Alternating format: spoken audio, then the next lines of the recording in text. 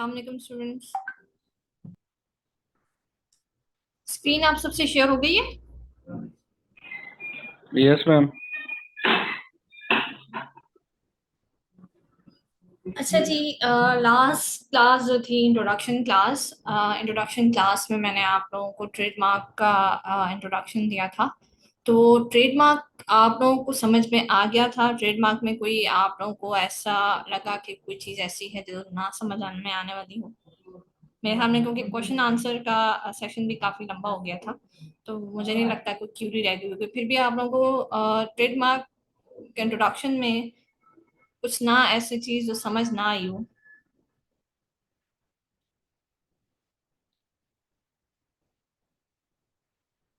No?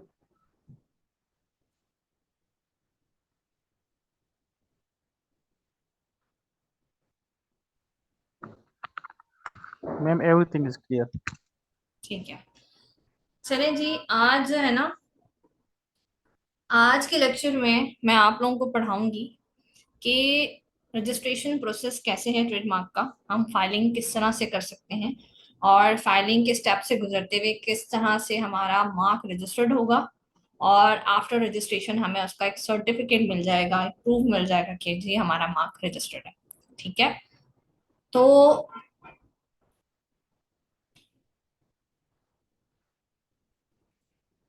सबसे पहले जब हम ट्रेडमार्क रजिस्ट्रेशन के लिए जाते हैं, ठीक है, तो हमने एक कोई मार्क सजेस्ट किया, चूज किया खुद से। अब हमें इस बात की यकीन दहानी करना जरूरी होता है कि जो हमने चूज किया है वो मार्केट में ऑलरेडी है, वो मार्केट में ऑलरेडी यूज कर रहा है। तो वो हमें कैसे पता लगेगा। ठीक है। तो पहला स्टेप तो ये था, आप किसी आईपी कंसल्टेंट से या आईपी अटॉर्नी से मिलते हो। ठीक है। तो वो आपको सबसे पहले सजेस्ट करता है कि आप उसकी सर्च रिपोर्ट निकलवा रहे हैं। ठीक है। Make रिफाइलिंग search research. ठीक है।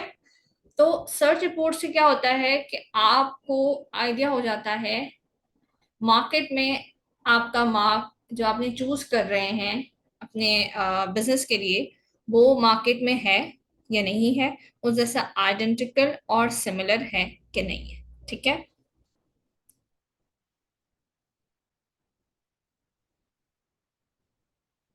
तो सर्च रिपोर्ट हम निकालते हैं। ठीक है। उस सर्च रिपोर्ट को हम कहते हैं TM55। ये फॉर्म है, ये फॉर्म का नंबर है ट्रेडमार्क ऑफिस में। फॉर्म्स के नेम्स हैं, और इन फॉर्म्स के नेम से जो है हम कोई भी फाइलिंग करते हैं। ठीक है। तो सर्च रिपोर्ट के लिए TM55 होता है, जो कि सर्च रिपोर्ट उसमें हमें एक पूरा लिस्ट निकाल के दे देता है कि आपका जो मार्क आप चूज कर रहे हो मार्केट में सिमिलर और आइडेंटिकल मौजूद है कि नहीं है। ठीक है। यहाँ तक बात क्लियर हो गई है कि फर्स्ट स्टेप हमेशा जब भी हम रजिस्ट्रेशन की तरफ जाते हैं तो हम हमेशा क्लाइंट को ये सजेस्ट करते हैं कि आप पहले इसकी सर्च रिपोर्ट निकलवा लें। सर्च रिपोर्ट से आपको आइडिया होगा, आपका टाइम भी वेस्ट नहीं होगा, ना आपके पैसे वेस्ट होंगे। ठीक है। इस तरह से एक सर्च रिपोर्ट निकलती है। ठीक है। ये ऑनलाइन मैंने फाइलिंग की, ये सर्च रिपोर्ट निकली है। वर्ड था सर्च रिपोर्ट जो मैंने डाला था एट्रिक वर्ड, मुझे वर्ड मार्क चाहिए था एट्रिक के नाम से क्लास 20 में। देन सर्च रिपोर्ट ने मुझे सिमिलर निकाल के दिए, एरिक निकाल दिया, ये भी एरिक है। ठीक है। ये आर्टिका, एरिक, आर्ट, इस तरह से जो सिमिलर थी ये सारे सिमिलर हैं, इसमें कोई भी आइडेंटिकल नहीं है। इस रिपोर्ट ने मुझे क्या किया, और आप ये देखें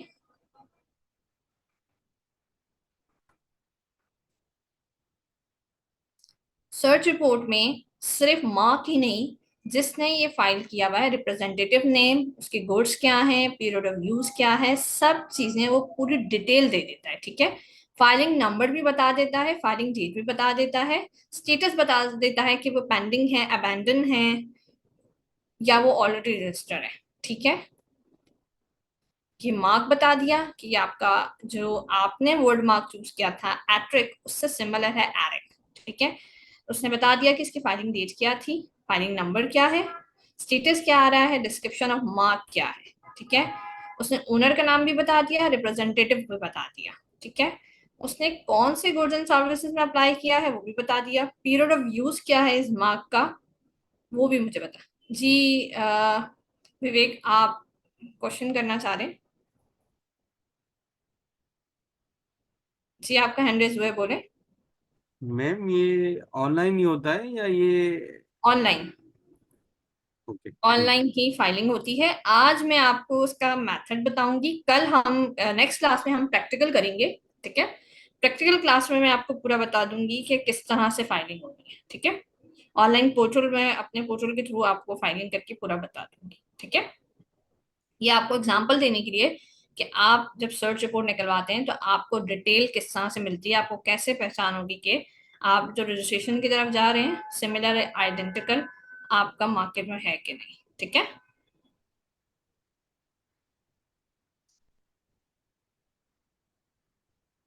ये देखें लिखा हुआ है सर्च रिपोर्ट ऑफ मार्क एट्रिक इन क्लास 20, जो मैंने डाला था। मैं एट्रिक वर्ड की सर्च रिपोर्ट निकालना चाह रही थी, रिप्रेजेंटेटिव मैं हूं, मेरा नीचे नाम आ गया, ठीक है। मैंने कौन सी डेट को फाइलिंग की थी वो भी इसमें मौजूद है, ठीक है। मैंने 17 अप्रैल को ये सर्च फाइल किया तो वो सारी डिटेल इसमें आ गई है, ठीक है। एंड उन्होंने ये भी बता दिया कि अंडर किस रूल के तहत जो है मार्क आपका सिमिलर आइडेंटिकल है, ठीक है। इसी तरह मैंने आपको बताया कि ये पेज एंड नेक्स्ट पेज पे मैंने आपको बता दिया जो मेरे मार्क की डिस्क्रिप्शन थी, जो जो मार्क्स सिमिलर यहाँ थे उस सर्च रिपोर्ट ने मुझे वो निकाल के दी थी, ठीक है। इसलिए मुझे एस क्लू मिल गया कि मार्केट में कोई आइडेंटिकल या मार्क नहीं है एट्रिक, ठीक है तो सिमिलर है, तो सिमिलर का इतना कोई खास नहीं है, ठीक है। और मेरा वर्ड मार्क है, और ये जो है वर्ड एंड डिजाइन मार्क है, ये सिंपल वर्ड मार्क है, ये भी वर्ड एंड डिजाइन मार्क है। तो मेरा इजीली रजिस्ट्रेशन की तरफ जा सकता है। फर्स्ट स्टेप मेरा क्लियर हो चुका कि अच्छा ये सिस्टम आपको मैं एक और बता दूं, यहाँ पाकिस्तान में सर्च रिपोर्ट का सिस्टम मौजूद है, इंटरनेशनल मौजूद नहीं है। इंटरनेशनल में आपको खुद से आपको जो है थ्रू डेटाबेस सर्च करना होता है कि आप जो रजिस्ट्रेशन की तरफ जा रहे हो वो मार्केट में मौजूद है कि नहीं है, ठीक है। अच्छा जी,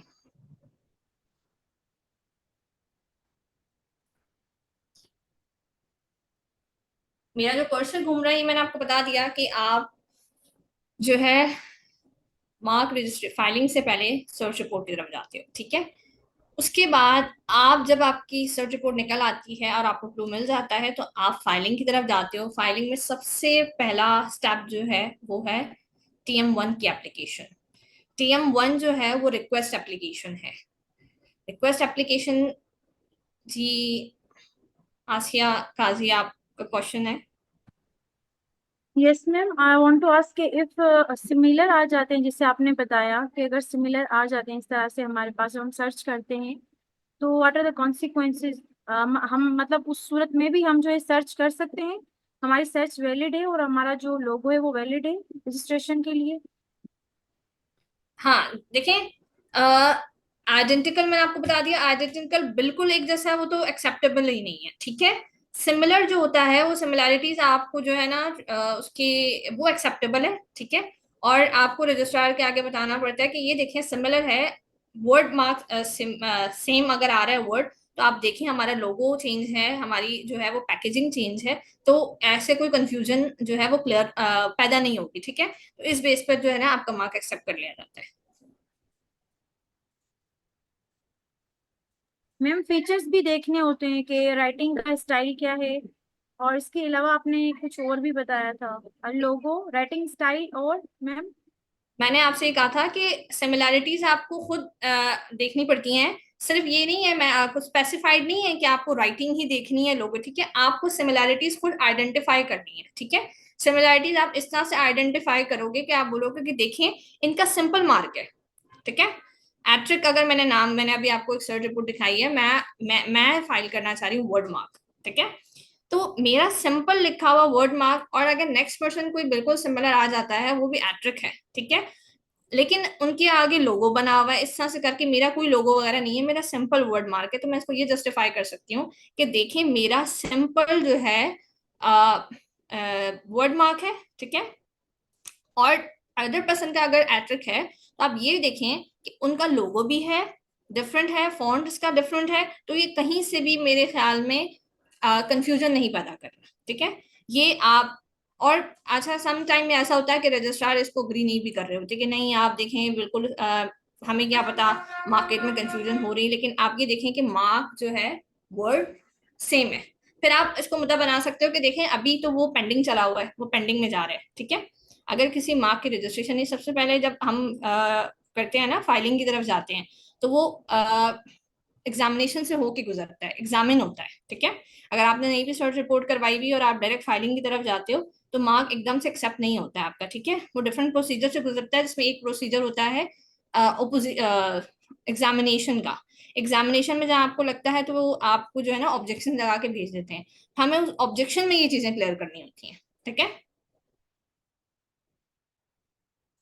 आपको बात क्लियर है? अस्सलाम वालेकुम।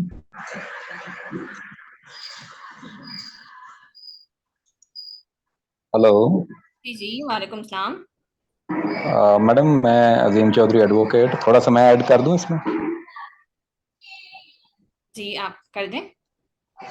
अच्छा, मैं लाहौर से हूं और मैं भी ये गालबन कोई 5-6 साल से ये काम कर रहा हूं इसका ना। तो जी इसमें ये होता है कि ये जो पार्टिसिपेंट ने क्वेश्चन पूछा था उसमें थोड़ा सा ऐड करना चाह रहा हूँ।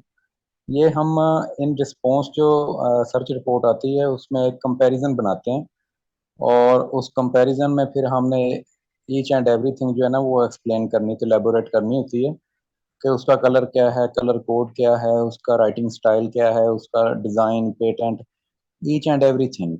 पेटेंट की बात नहीं हो रही है यहाँ पे, हो रही है ट्रेडमार्क की, ठीक जी, है। ये मैंने, मीन्स के वो जो पेंडिंग में चीज पड़ी हुई है उसकी डिस्क्रिप्शन में फुल डिटेल डालनी होती है कंपैरिजन करते हुए कि आपका कौन सा है और जो आइडेंटिकल है या सिमिलर है वो उसमें क्या डिफरेंस है। जी तो वो एक पूरी पिटीशन बनती है 2-4 पेजेस की, उसका फिर जो है ना वो आपने फिजिकली भी, लाहौर में तो ऐसे होता है कि दो उसकी चार हार्ड कॉपी पेजेस इज भी। नॉट नेसेसरी, मैं आपको यहाँ टोक दूं, 2-4 पेजेस इज नॉट नेसेसरी। आपकी बात क्लियर होना चाहिए, वो चाहे अगर आप एक पेज पे भी कर दो दैट इज इनफ, ठीक है। एंड आप जी जी। जस्ट, मैंने अभी इनको आंसर देते हुए ये वर्ड्स बोले हैं कि आप हम्म, जो है वो सिमिलैरिटीज जो है वो खुद आइडेंटिफाई करके आपको रिप्लाई में ऑब्जेक्ट जो आपका आता है आप देते हो, और रजिस्ट्रार को आप सेटिस्फाइड करते हो कि ये हमारा आइडेंटिकल, या अगर आपको लग रहा है सिमिलर तो नहीं है, ठीक है। बिल्कुल ऐसी ऐसी।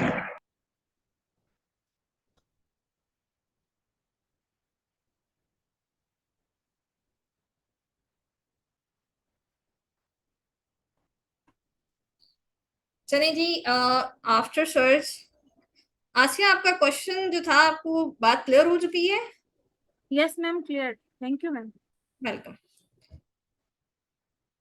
और ये मैंने अभी दोबारा कह दूं जो कहा था कि रिप्लाई के लिए कभी भी 3-4 पेजेस नॉट नेसेसरी। एक पेज में अगर आपने अपना जो है, आपको जो ऑब्जेक्शन आया है वो आपने उसका रिप्लाई प्रॉपर वे में अगर आपने एक पेज में दे दिया तो इनफ है। और मेरे ख्याल में हियरिंग में रजिस्ट्रार वो उस पर फोकस ही नहीं करता, जो आपने लिखा है वो उसको पढ़ता भी नहीं है, जहमत भी नहीं देता। वो जो आपने जस्ट फाइलिंग की उस बेस पे कहता है कि जी आप बताएं आप क्या कहते हैं, ठीक है। अच्छा जी, सेकंड स्टेप आ जाता है रिक्वेस्ट एप्लीकेशन का, जिसको मैंने आपको बताया TM1, ठीक है। TM1 हम रिक्वेस्ट एप्लीकेशन डालते हैं और उसमें हम क्या करते हैं, पहले तो हमने सर्च रिपोर्ट फाइल कर लिया, ठीक है। सेकंड स्टेप हमने रिक्वेस्ट एप्लीकेशन डाला। रिक्वेस्ट एप्लीकेशन के लिए हमें, मैंने आपको इंट्रोडक्शन क्लास में बताया था कि ट्रेडमार्क की गुड्स एंड सर्विसेज की क्लासेस हैं, ठीक है। टोटल 45 क्लासेस हैं ट्रेडमार्क की, ठीक है। 1 to 34 जो है वो गुड्स हैं, 34 to 45 क्लासेस सर्विसेज हैं, ठीक है। आप लोग ये अगर नोट डाउन करना चाहें तो मर्जी है, वैसे भी रिकॉर्डिंग लेक्चर्स भी आपको मिलेंगे तो उसमें भी आपको क्लियर हो जाएगा, ठीक है।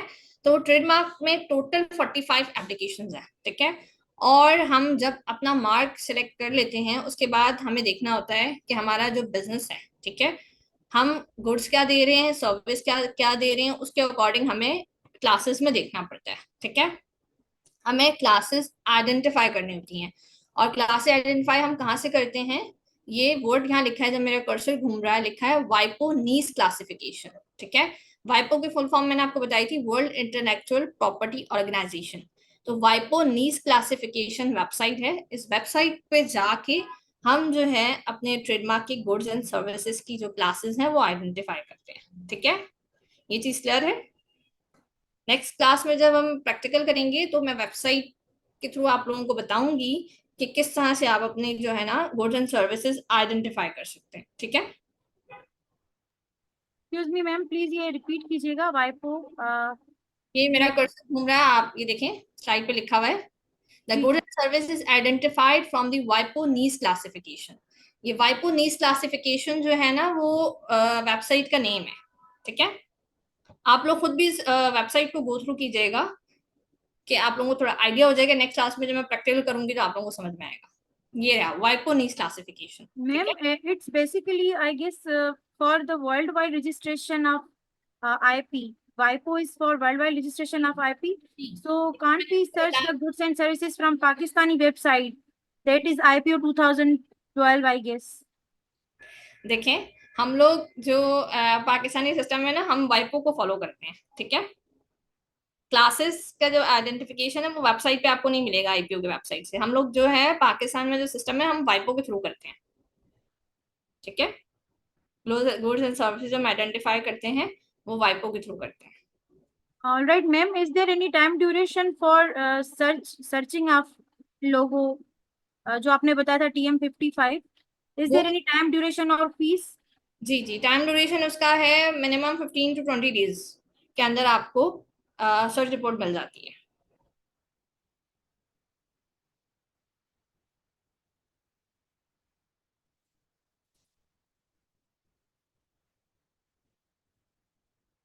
क्लियर है आपको?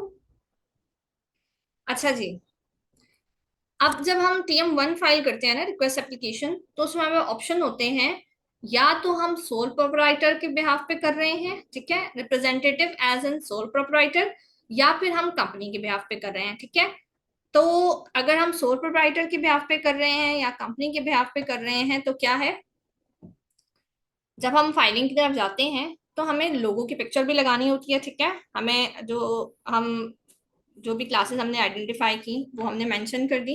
उसके बाद हमारा जो लोगो है उसकी पिक्चर फ्रंट एंड बैक हम दोनों जो है लगा देते हैं। हम उसमें बिजनेस एड्रेस डालते हैं। ठीक है, अगर इसमें ऑप्शन होता है, ये सारी चीजें आप जब पुटअप कर देते हो उसके बाद आप रिक्वेस्ट एप्लीकेशन सबमिट कर देते हो। तो ये रिक्वायर्ड डॉक्यूमेंट जो मैंने आपको बताया ये है सोल प्रोपराइटर की। अगर हम कंपनी की बात करें तो कंपनी में जो है हम क्या करते हैं, एक एफिड सॉरी बनता है स्टैम्प पेपर पे। ठीक है, TM48 और TM50 इसे कहा जाता है। ठीक है, उसमें हम क्या करते हैं, जो भी हमारे क्लाइंट है वो एक स्टैम्प पेपर पे TM48 एंड TM50 जो एक ड्राफ्ट होता है, ठीक है, वो ड्राफ्ट जो है वो स्टैम्प पेपर पे वो लोग प्रिंट करके, ठीक है, हम ही उनको ड्राफ्ट बना के दे देते हैं एंड वो प्रिंट करके उस पे, ठीक है, और वो नीचे डायरेक्टर्स हैं जो भी CEO हैं उनके सिग्नेचर्स होके वो साथ में सबमिट होता है। ये पावर हमें वो ऑथराइज कर रहे होते हैं। ठीक है, ये पावर जो है ना हम साथ लगा के, बाकी जो है पावर जो है आप ऑनलाइन उसमें पोर्टल में ऑप्शन होता है, जब सबसे पहले आप जो है गुड्स एंड सर्विस आइडेंटिफाई करके उसमें आप डालते हो, उसके बाद आप लोगों की पिक्चर लगा देते हो, देन आप जो है ये TM48 एंड TM50 जो है वो लगा देते हो। ठीक है, ये आपको TM48 एंड TM50 तब रिक्वायर्ड होता है जब आप एक कंपनी के लिए कर रहे होते हैं। ठीक है,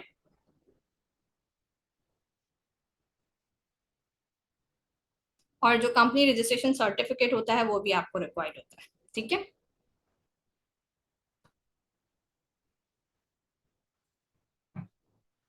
अच्छा अब देखें जरा, ये है फॉर्मेट TM1 का।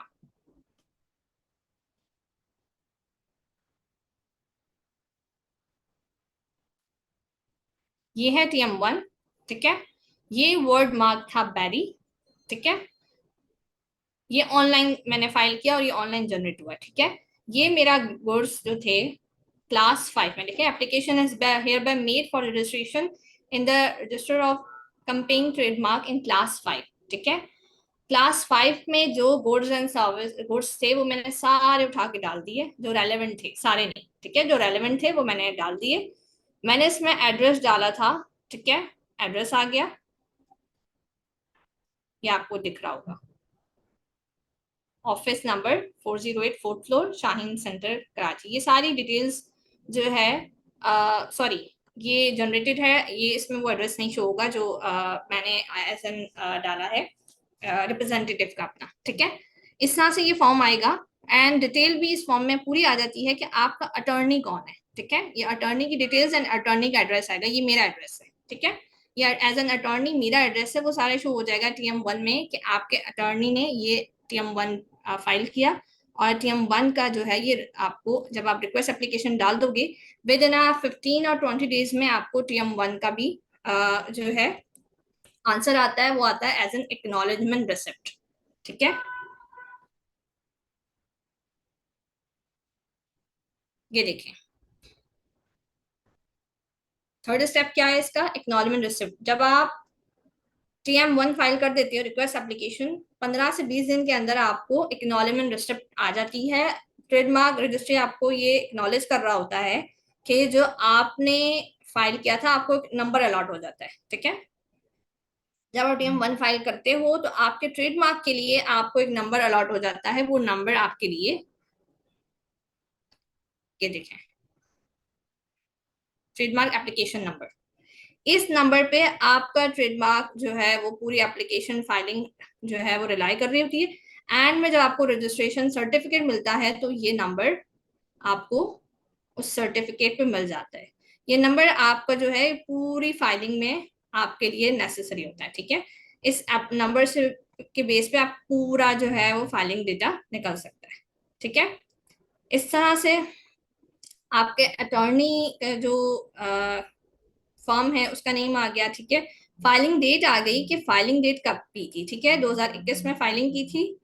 पीरियड ऑफ यूज क्या है, मार्क कब से इस्तेमाल करना यूज किया।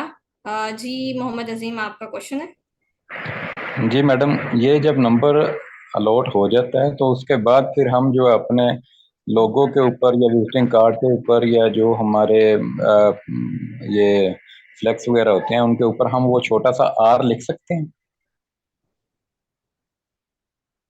मैं आपकी बात नहीं समझी, आर क्यों लिखना चाह रहे हैं आप, ये नंबर की बेस पे।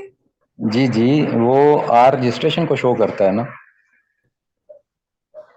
नहीं, नेसेसरी नहीं है, आप आर लगा के क्यों शो कर रहे हैं कि जब आपका कोई इन केस आपको कोई इशू होता है तो आप रजिस्ट्रेशन सर्टिफिकेट दिखा सकते हो, मार्क में आप क्यों आर शो करना चाह रहे हैं। लेकिन वो ऐसे होता है ना कि हम अपने कंपेटिटर मार्केट में जो होते हैं उन्होंने अपनी ब्रांडिंग शो की होती है, क्योंकि जब सेल टैक्स और इनकम टैक्स का मामला आता है और जब किसी से डीलिंग करते हैं किसी कंपनी से तो वो पूछते हैं कि आप रजिस्टर हैं।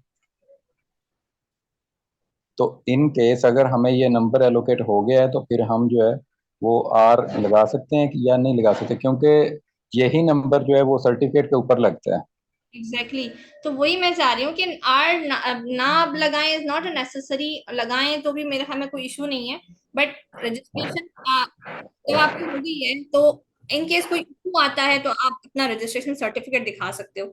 आप कह रहे हैं कि आप लोगों के आगे आर लेकिन लगा दें। लेकिन मैं आपके साथ एक प्रैक्टिकल सीन शेयर करता हूँ। जी, एक क्लाइंट को मैंने मतलब कि ये करके दिया था, तो मैंने ऑफिस से भी पूछा था कि ये R लगा सकते हैं या नहीं।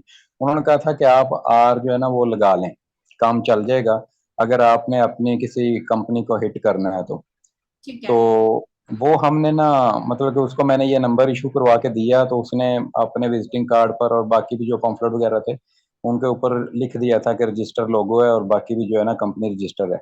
हम्म। तो मतलब चंद दिन गुजरे तो उनको कोर्ट की तरफ से नोटिस आ गया कि चैलेंज कर दिया उन्होंने ना। तो हम्म। उसका पूरा केस बना और बाद में पता ये चला कि जब तक ये 9-10 मंथ लग जाते हैं इसको ना फाइनल रजिस्ट्रेशन सर्टिफिकेट मिलते मिलते। तो जब तक फाइनल रजिस्ट्रेशन सर्टिफिकेट नहीं मिलता तब तक आप जो है ना वो रजिस्टर नहीं लिख सकते। ये नंबर जस्ट फॉर्मेलिटी होती है अभी तो ना। मैंने ये अभी था। अभी अच्छा, मेरी बात सुने, मेरी बात सुने। मैं मेरे ख्याल में अभी रजिस्ट्रेशन पे नहीं आई। ठीक है। मैंने हम्म। आपको नंबर पे जस्ट ये बोला कि ये नंबर पर ही आपकी एप्लीकेशन का सारा प्रोसेस चलेगा। मैं आपका क्वेश्चन ये समझी कि आपने कहा है आफ्टर रजिस्ट्रेशन।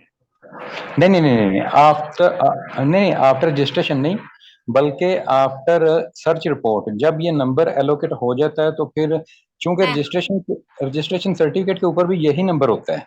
हाँ हाँ, मैं आपकी क्वेश्चन आपकी बात नहीं समझी थी। आप नंबर अलाउड होने का मतलब हरगिज नहीं है कि आपको रजिस्ट्रेशन मिल गई, आपको क्या आपका मार्क। बिल्कुल एग्जैक्टली एग्जैक्टली यही मैं कहना चाह रहा था कि ये नंबर जो है ये जस्ट अभी फॉर्मेलिटी है, जब तक सर्टिफिकेट नहीं मिल जाता तब तक इसको कहीं भी प्रैक्टिकली यूज नहीं करना चाहिए।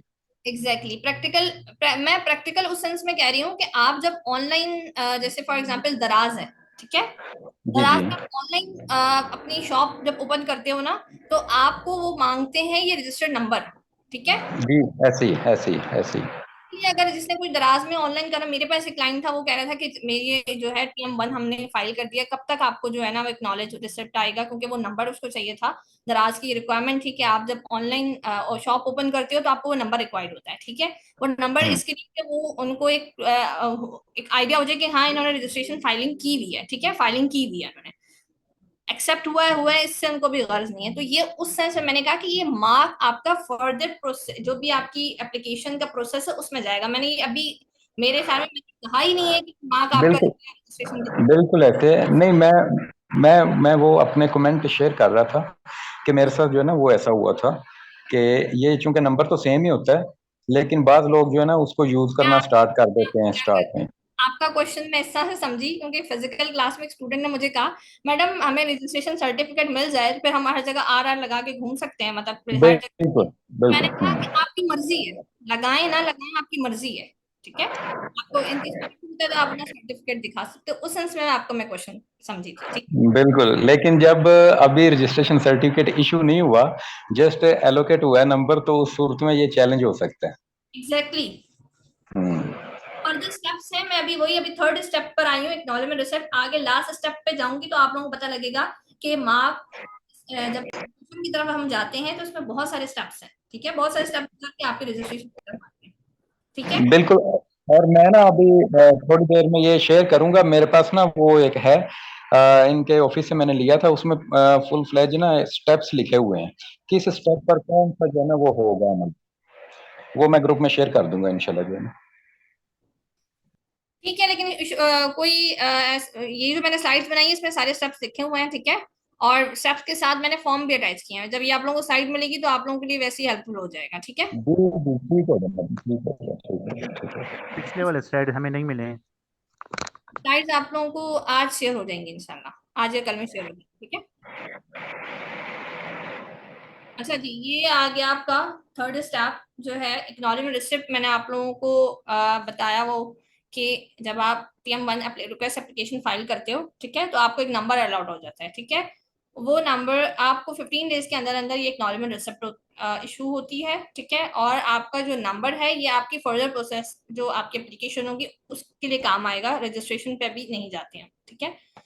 अब आ गया फोर्थ एग्जामिनेशन, ठीक है। जब आपको एक्नॉलेजमेंट रिसिप्ट रिसीव हो गई तो रिसिप्ट, एक्नॉलेजमेंट रिसिप्ट का मतलब ये है कि ट्रेडमार्क अथॉरिटी जो है ना वो आपको एक्नॉलेज कर रहा है कि आपने एप्लीकेशन फाइल की थी, वो हमें मिल गई है, ठीक है।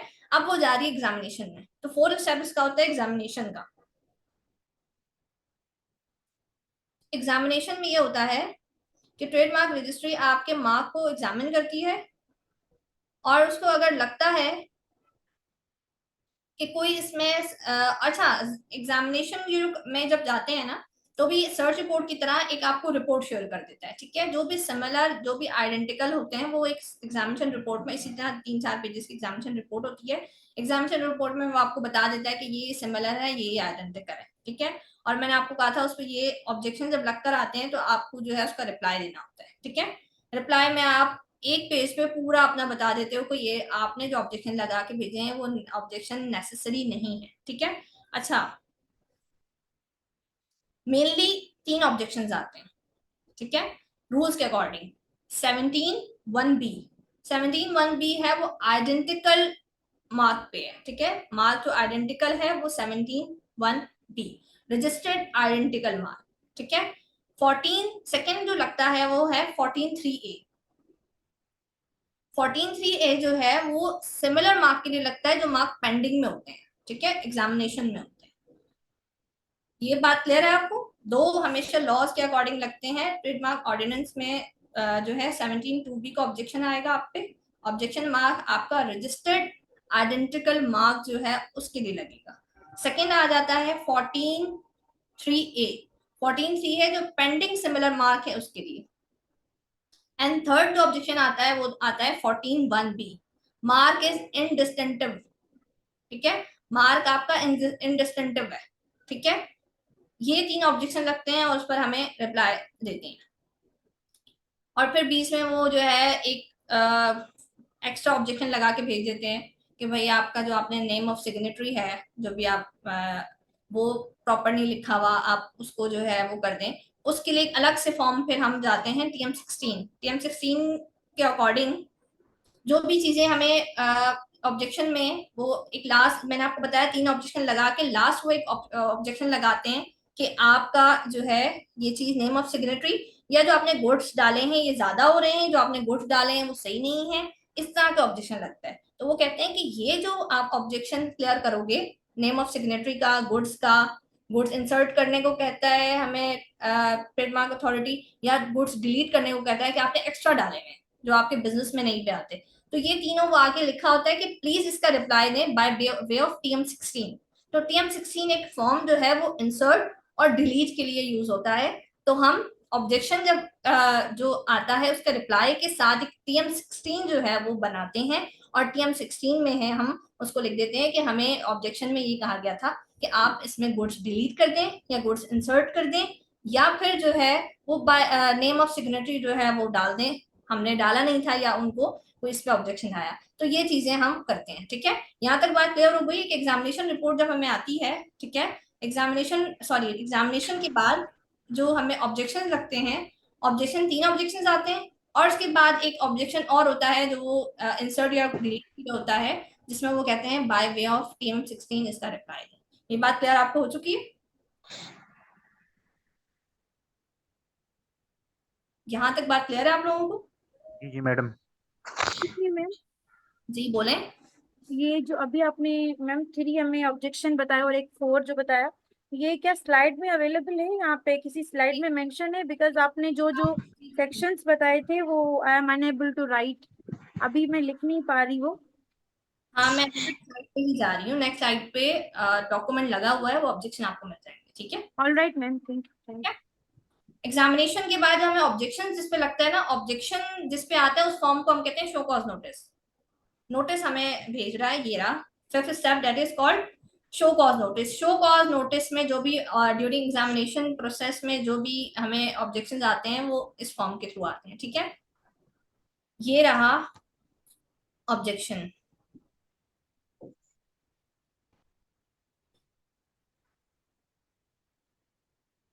ये दिख रहा है आपको?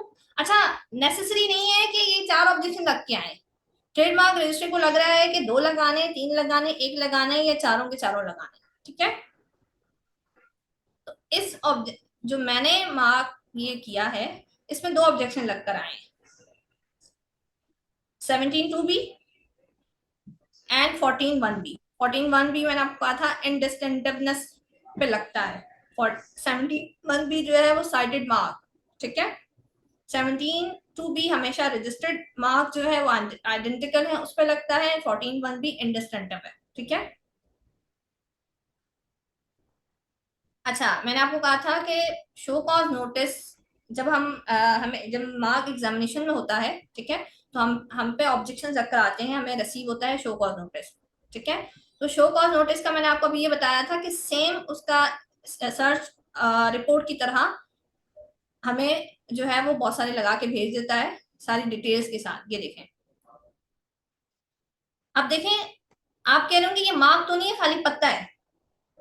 और ये पत्ता क्या रजिस्टर्ड होगा, मैं आपको बता दूं कि हम कोई मार्क सिलेक्ट करते हैं ना, फॉर एग्जांपल मैंने जब सर्च रिपोर्ट एट्रिक की फाइल की थी तो एट्रिक के साथ मैंने एक जो है ना लोगो के तौर पर एट्रिक वर्ड के ऊपर पत्ता लगा दिया, ठीक है। तो हम जो है जब फाइलिंग करते हैं वो ब्रेक करके करते हैं, ठीक है। हम पहले पूरे को करते हैं ट्रेडमार्क को रजिस्टर्ड, उसके बाद हमने वर्ड को किया और फिर हमने लोगो को किया, ठीक है। तो ये एक मेरा मार्क था जो मैंने जो है पहले पूरे को किया, उसके बाद वर्ड मार्क को किया, फिर उसको लोगो को किया। तो ये सिंपल मैंने लोगो को किया था। तो आप देखिए उन्होंने मुझ पे ऑब्जेक्शन लगा के भेज दिए 17(2)B का, ठीक है, और 14(1)B का। अब देखें जरा इन्होंने ऑब्जेक्शन क्यों लगा के भेजे, सिमिलर होने की वजह से, या उनको लग रहा है आइडेंटिकल है। अब ये मेरा जो है लीव था, अब ये इन्होंने रिपोर्ट भेजी, एक किसी का जो रिमार्क रजिस्टर्ड है उसमें लीव है, ठीक है। आप ये देख सकते हैं ये लीव बने हुआ है, लेकिन ये लीव 3 उस पे है, फ्लावर करके बना हुआ है। एक ये लीव बना हुआ है, ठीक है। तो मैं इसको इजीली जस्टिफाई कर सकती हूँ कि आप मेरा लोगो लीव देखें, वो एक लीव है, और जो ऑलरेडी रजिस्टर्ड है उनके जो लोगों का लीव है वो देखें टोटली डिफरेंट है, ठीक है। ये बात क्लियर हो रही है आप लोगों को? हो रही है। ठीक है, ये बात हमेशा याद रखिए जब भी हम रजिस्टर्ड करने के लिए ट्रेडमार्क के लिए जा रहे होते हैं, फाइलिंग करते हैं, तो हम ट्रेडमार्क को ब्रेक करके फाइलिंग करते हैं। ब्रेक करके इसलिए करते हैं कि अलग अलग रजिस्ट्रेशन करने से हमें हमारे पास राइट जो है वो ज्यादा हो जाता है, ठीक है। इसलिए हम पहले होल को करते हैं, उसके बाद हम ब्रेक करके वर्ड को करते हैं और फिर साथ में उसका लोगो को करते हैं, ठीक है। इस तरह से 3 स्टेप्स में हम रजिस्ट्रेशन करते हैं। और अगर कोई क्लाइंट है वो कहता है कि नहीं यार बहुत ज्यादा एक्सपेंस आ रहा है, आप मेरा नहीं करो, तो हम कहते हैं आपकी मर्जी है, अगर आप ब्रेक करके नहीं करना चाह रहे तो हम आपका सिंपल एक ही बारी में जो है वो पूरा जो आपका मार्क है वो हम रजिस्टर्ड कर देंगे, ठीक है। लेकिन जिसको मार्क की फिक्र होती है, बहुत बड़ा कोई ब्रांड है, वो कहता है कि नहीं भाई मुझे फिक्र है, मुझे करना है, तो उसका इस तरह से, ये ब्रांड है बहुत बड़ा, ठीक है, इन्होंने कहा कि नहीं हमें 3 स्टेप्स में ही करवाना है जैसे आप बता रहे हैं, तो हमने उसको 3 स्टेप्स में करके किया, ठीक है। तो ये रिपोर्ट जो है इसमें मैंने आपको कहा था सर्च रिपोर्ट की तरह डिटेल इन्होंने बता दी है कि जो मार्क है, फाइलिंग डेट इन्होंने क्या थी, ठीक है, इनकी 1985 की आ रही है, ठीक है। इसका स्टेटस आ रहा है रजिस्टर्ड है, लेकिन ये ग्रेस पीरियड में चल रहा है। ग्रेस पीरियड में ये होता है कि जब आपका मार्क ऑलरेडी इसका टाइम लिमिटेड खत्म होने पे आता है, ठीक है, तो वो ग्रेस में चल रहा होता है। क्या ट्रेडमार्क रजिस्ट्री को कुछ मंथ्स पहले, आई गेस 6 मंथ्स पहले नोटिस भेजना शुरू हो जाती है कि भाई आपका मार्क ऑलरेडी जो है वो एक्सपायर होने वाला है, ठीक है, उसकी फाइलिंग डेट जो आपने की थी, तो आप जो है उसको दोबारा से रजिस्टर्ड करवा लें ताकि आपका राइट सेव हो जाए, ठीक है। तो ये ग्रेस पीरियड में चल रहा है, ठीक है। फिर ओनर का नाम क्या है, कौन सी इंडस्ट्रीज है वो भी उन्होंने बता दिया, रिप्रेजेंटेटिव इसके कौन है, अप्लाइड गुड्स किस में किए थे, 30 में किए थे, पीरियड ऑफ यूज क्या है इनका 1985 से। इस तरह से सारी डिटेल हमें मिल जाती है। तो ये पॉइंट क्लियर हो गया आप लोगों को?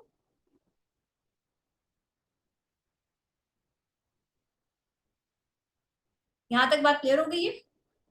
जी मैम। अच्छा, अभी क्योंकि वर्बली मैं बता रही हूँ तो शायद आप लोगों को चीजें कॉन्सेप्ट इतने खास क्लियर ना हो रहे हो, क्योंकि फर्स्ट टाइम ये एक जो टॉपिक है ये थोड़ा कोर सब्जेक्ट है। तो नेक्स्ट क्लास में मैं इसकी जब प्रैक्टिकल करूंगी तो प्रैक्टिकल में आप लोगों की थोड़ी बहुत भी जो कंफ्यूजन है वो क्लियर हो जाएगी, ठीक है। अच्छा जी, फिफ्थ स्टेप, हम 6th स्टेप हमारे पास आ जाता है यहाँ पे हियरिंग नोटिस का। जब आपको शो कॉज नोटिस रिसीव होता है ना, तो आप उसका रिप्लाई देते हो। रिप्लाई आपको देना होता है 2 मंथ्स के अंदर अंदर, ठीक है। अगर आप रिप्लाई नहीं देते हो और आप डिले कर देते हो तो आपको ये खतरा होता है आपकी जो एप्लीकेशन जो होती है वो अबैंडन भी हो सकती है, ठीक है। तो क्या है, 2 मंथ्स के बाद जब आपने रिप्लाई दे दिया तो आप रिप्लाई के बाद आपका हियरिंग नोटिस आता है। हियरिंग नोटिस में वो आपको कह रहे होते हैं कि आपका मार्क था, ये आपका मार्क का नंबर है, ये इस क्लास में रजिस्टर्ड है। आपको इस बात को यकीन दहानी करनी होगी कि फला डेट को जो है आपकी हियरिंग लगी हुई है, ठीक है। ये मैं और जूम करती हूँ, ये डेट, ये अब आप लोगों को क्लियर नजर आ रहा है?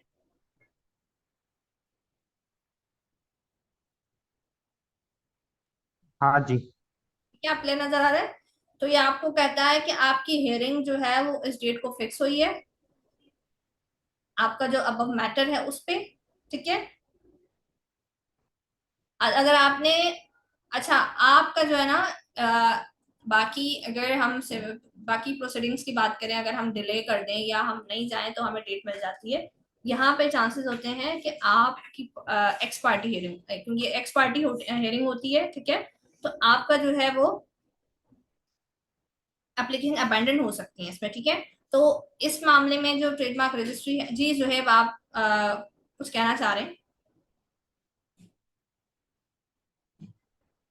बताओ। जुहेब आपने जो है हैंड रेस किया है। सॉरी सॉरी मैडम, वो नेट की वजह से आपकी आवाज थोड़ी सी कट गई थी। क्वेश्चन था जी जी बोले। कि जब ऑब्जेक्शन आता है, जी जी। ऑब्जेक्शन जब आता है जी जी। तो हमें रिप्लाई किस किस एड्रेस के ऊपर हमें दोबारा रिप्लाई करना होता है? वो नीचे मेंशन होता है। मैं तो हूँ केपीके से ना, तो मेरे साथ वो है।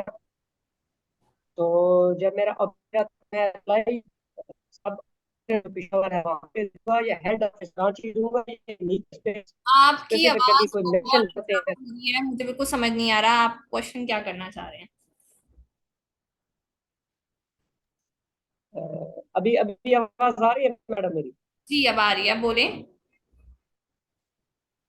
मैं कह रहा था कि एक ऑब्जेक्शन आ जाता है, ठीक है जी, कोई भी है, जी और जो नोटिस हमें ऑब्जेक्शन आता है जी। जी उसका रिप्लाई हम अपने सब ऑफिस में देंगे। अब मैं हूँ केपीके से, तो मेरा जो जोनल ऑफिस है वो है पिशावर में। जी। तो नोटिस का जो जवाब होगा वो मैं पिशावर में दूंगा या हेड ऑफिस कराची में दूंगा, या स्पेसिफिकली वो नीचे मेंशन करेंगे कि ये एड्रेस है और आपने इस नोटिस का जो जवाब है वो इस अच्छा, जगह पे है। अब आप सुन लें, ठीक है। आप जब ऑनलाइन सबमिट कर रहे होते हो ना, तो सबसे पहला ऑप्शन आपको होता है कि आप, जी विवेक मैं ये इनका आंसर कर दूं फिर आपकी तरफ आती हूँ, ठीक है। देखें, जब आप फाइलिंग रिक्वेस्ट एप्लीकेशन डाल रहे होते हो ना, तो रिक्वेस्ट एप्लीकेशन में सबसे पहला ऑप्शन आपके वो पास होता है कि आपका रजिस्टर्ड ऑफिस कौन सा है, आपका सिटी का ऑफिस कहाँ से हो रहा है, इस्लामाबाद है, कराची है, लाहौर है, पेशावर है, कहाँ, ठीक है। अगर मैं फाइलिंग कराची के लिए कर रही हूँ, मैंने कराची पे ऑप्शन क्लिक कर दिया, ठीक है, तो मेरी फाइलिंग जितनी भी हो वो कराची ऑफिस में जाएगी, ठीक है। और मैंने उसमें जो मुझे भी नोटिस आएंगे वो उस पे आएंगे जो मैंने अपना एड्रेस दिया हुआ है, ठीक है। और जो रिप्लाई जो मुझे फाइल कर सबमिट करना है वो कराची ऑफिस में करना है, क्योंकि मैंने जो है वो ऑनलाइन सबमिट करते हुए ऑफिस जो कराची का लिखा था, तो आप जहां का लिखोगे वहां का आपको करना होगा, ठीक है। थैंक यू जी। ठीक है, मसला नहीं है कि आप कराची की रजिस्ट्रेशन है तो आप करा नहीं, आप अगर लाहौर कर रहे हो और आप फिर आपकी नोटिस जो है ना वो लाहौर में आएंगे, फिर आप हियरिंग के लिए लाहौर जाओगे, ठीक है, फिर आपकी हियरिंग लाहौर लगेगी। जी विवेक आपका क्वेश्चन था। आपने दो तीन स्लाइडें जो पहले भी दिखाई उसमें एप्लीकेशन के नंबर के साथ एक क्लास नंबर भी आ रहा है। जी तो क्या वो भी हमें वहाँ पे एप्लीकेशन सबमिट करने के बाद लिखना पड़ेगा कि ये क्लास इसमें रजिस्टर्ड होगा या आपको जब नोटिस आएगा, नोटिस में आपको वो लिखा होगा कि देखें आपका ये मार्क था, ये आपका मार्क का नंबर है, और आपका मार्क इस क्लास में आपने फाइलिंग के लिए रिक्वेस्ट एप्लीकेशन डाली है, तो मुझे रिप्लाई में देना होगा कि मुझे ऑब्जेक्शन रेज हुआ है, ठीक है, मेरी एप्लीकेशन है, एप्लीकेशन नंबर है, ये मेरी क्लास है, और फिर उस पर फिर आप जो है अपना रिप्लाई पूरा डालते हो, ये आपको पूरा करना पड़ेगा, और रिप्लाई भी मैं आपको बताऊंगी कि, ठीक है, रिप्लाई के फॉर्मेट में आप लोगों को बताऊंगी कि किस तरह से है, ठीक है। ओके। मैम ये बेरी का क्या मतलब है? सॉरी। बेरी का क्या मतलब है? देखिए जो भी एक मेरा ब्रांड था, ठीक है, जो भी हम कॉर्नफ्लेक्स खाते हैं ना,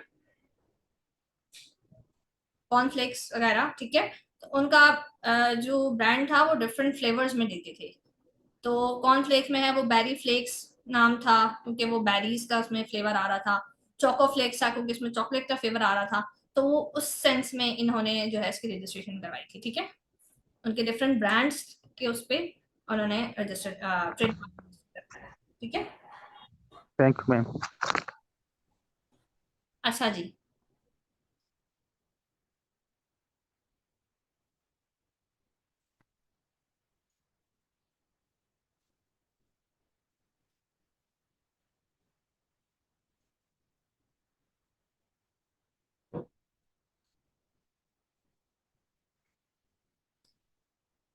अच्छा जी, आप लोगों को हियरिंग नोटिस आया, ठीक है।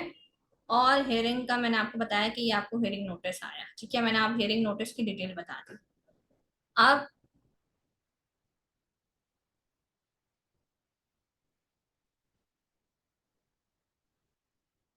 इस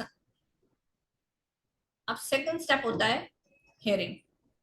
जब आपको हियरिंग का नोटिस आ जाता है ना, उसके बाद आपकी हियरिंग होती है x party hearing. X party hearing उसको इसलिए कहा जाता है कि आप खुद इंडिविजुअल आए हो, ठीक है। अदर केसेस में होता है प्लेंटिव एंड डिफेंडेंट, आप हो, नेक्स्ट पर्सन जो है आप अपने आप को डिफेंड करना है, आपने किसी पे केस किया। लेकिन एक्स पार्टी क्या है, आप खुद आए हो और आपका ही मैटर है, ठीक है। इसमें कोई इन्वॉल्वमेंट नहीं है, इसकी एक्स पार्टी। अच्छा जी, एक्स पार्टी हियरिंग रजिस्ट्रार के सामने होती है, ठीक है। और इसमें आप जो है वो अपने मार्क का जो भी है, आपने जो रिप्लाई दिया होता है जब आप हियरिंग के लिए जाते हो, तो आपसे रजिस्ट्रार पूछता है कि जी आपका क्या इशू, आप खुद बताएं, ठीक है। वो तो आपकी फाइलिंग को देख रहा होता है, लेकिन वो अगेन आपका जो है क्वेश्चन है। हेलो। नहीं नहीं मैडम, ये वो नेट की वजह से ना, तो पहले मैंने हैंड रेस किया था, मैं भी वहां पे अभी शो होगा। ठीक है, ठीक है। अच्छा जी, आप जब एक्स पार्टी हियरिंग में जाते हो, ठीक है, तो आप उस पर आर्ग्यूमेंट्स करते हो और आप एविडेंस देते हो, ठीक है। उसके बाद अगर रजिस्ट्रार को लगता है कि आपके आर्ग्यूमेंट्स वैलिड है, ठीक है, और आपका मार्क रजिस्ट्रेशन रजिस्टर्ड की तरफ जाता है, तो वो मार्क आपका क्या कर देता है, एक्सेप्ट इन हियरिंग हो जाता है, ठीक है। वो रजिस्ट्रार आपको आपके सामने कहता है एक्सेप्टेड इन हियरिंग, ठीक है, वो आपकी फाइल पे लिख देता है, ठीक है। अब आप समझ रहे हैं एक्सेप्टेड इन हियरिंग का मतलब है कि मेरी जो है मार्क रजिस्टर्ड हो गया, नहीं। Seven step x party hearing था। हियरिंग पे सारा मामला होता है, मार्क आपका एक्सेप्ट होगा, यही रिजेक्ट हो जाएगा, ठीक है। अगर आप रजिस्ट्रार को आर्गुमेंट वगैरह देने में नाकाम हो जाते हो और वो कहता है नहीं यार ये तो आइडेंटिकल है, बिल्कुल बिल्कुल सेम है, मैं इसको रजिस्टर नहीं करता, वो आपकी एप्लीकेशन को वही एक्सेप्ट करने से इनकार कर देता है। वो कहता है टाइम दे रहा हूँ, वो आपको दो ऑप्शन देता है, कहता है आपको टाइम दे रहा हूँ, चेंज कर लें या फिर कैंसिलेशन फाइल कर लें, ठीक है। ये दो ऑप्शन होते हैं। लेकिन अगर मार्क एक्सेप्ट एंड हियरिंग हो जाता है तो आपको, ये यहाँ मिस्टेक हो गई है, 7 के बाद 8 आना था, 7 में लिखा हुआ है। 8 स्टेप उसका होता है एडवर्टाइजमेंट लेटर। ट्रेडमार्क रजिस्ट्री आपको फिर एडवर्टाइजमेंट लेटर इशू करती है एक्सेप्ट इन हियरिंग में। एक्सेप्टेंस जब आपकी हो जाती है हियरिंग में, तो आपको ये आता है एडवर्टाइजमेंट लेटर। एडवर्टाइजमेंट लेटर क्यों आता है, ट्रेडमार्क रजिस्ट्री आपको एक नोटिस भेजता है, एडवर्टाइजमेंट लेटर भेजता है, वो ये कहता है कि आपका मार्क जो है वो एक्सेप्ट हो चुका है और ये मार्क होगा एडवर्टाइज ट्रेडमार्क जर्नल में, ठीक है, फॉर इनवाइटिंग ओपोजिशंस। आपका जब मार्क हियरिंग में एक्सेप्ट होता है, वो एक रूल है, ठीक है। हर महीने वेबसाइट पर, ट्रेडमार्क की वेबसाइट पर, आईपीओ की वेबसाइट पे ट्रेडमार्क, हर ट्रेडमार्क हो गया, कॉपीराइट हो गया, इनके जर्नल्स पब्लिश होते हैं, ठीक है। इन जर्नल पब्लिश का मकसद होता है ओपोजिशन को इनवाइट करना। क्यों, क्योंकि मार्क जब आप रजिस्ट्रेशन की तरफ जा रहे हो, ठीक है, आपने सर्च रिपोर्ट निकलवाई है नहीं निकलवाई, ठीक है, आपको पता है मार्केट में सिमिलर है क्या नहीं है, तो और ट्रेडमार्क रजिस्ट्रेशन को इस चीज का नहीं पता कि आपने जो है फाइलिंग जब करने आ रहे हैं, आपने पूरा सर्च किया है कि नहीं है, आपने सर्च रिपोर्ट निकलवाई कि नहीं निकलवाई, ठीक है। तो इस मसले को हल करने के लिए वो आपका मार्क पब्लिश कर देता है, किसमें, जर्नल में, और वो पब्लिश होता है 4 महीने के लिए।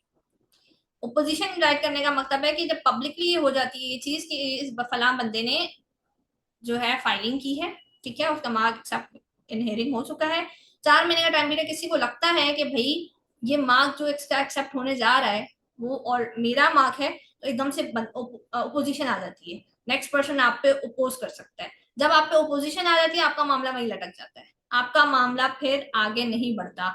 ओपोजिशन बहुत लंबे पीरियड की होती हैं, ठीक है।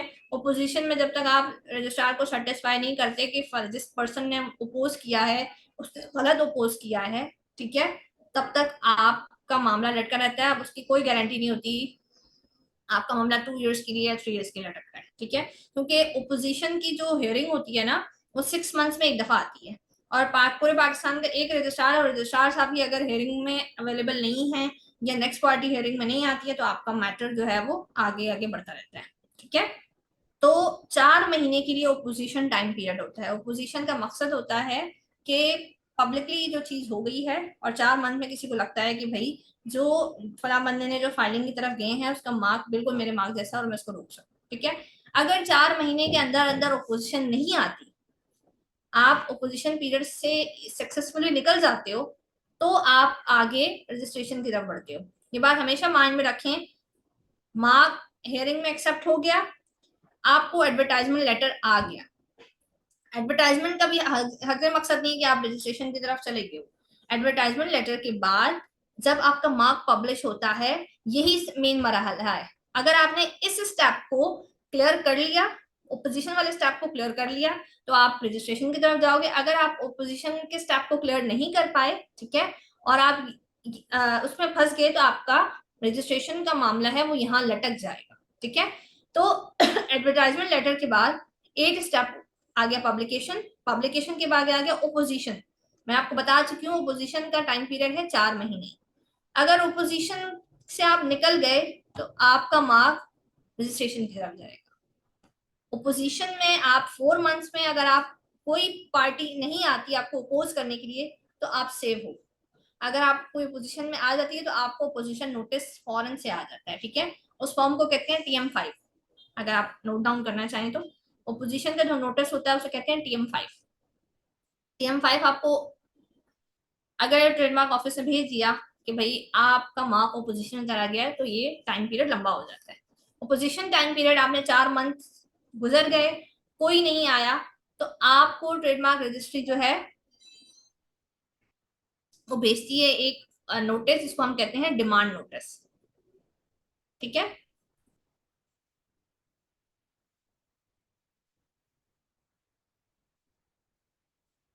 ये लिखा हुआ है, demand note is issued by the trademark office, ठीक है। जब आपका मार्क रजिस्ट्रेशन, जब ओपोजिशन से आप निकल जाते हो ना, तो आपको लास्ट स्टेप में फीस सबमिट के लिए ट्रेडमार्क ऑफिस एक लेटर भेजती है, उसको कहते हैं डिमांड नोटिस, ठीक है। डिमांड नोटिस मैं आपको क्लियरली आप दिखा देती हूँ।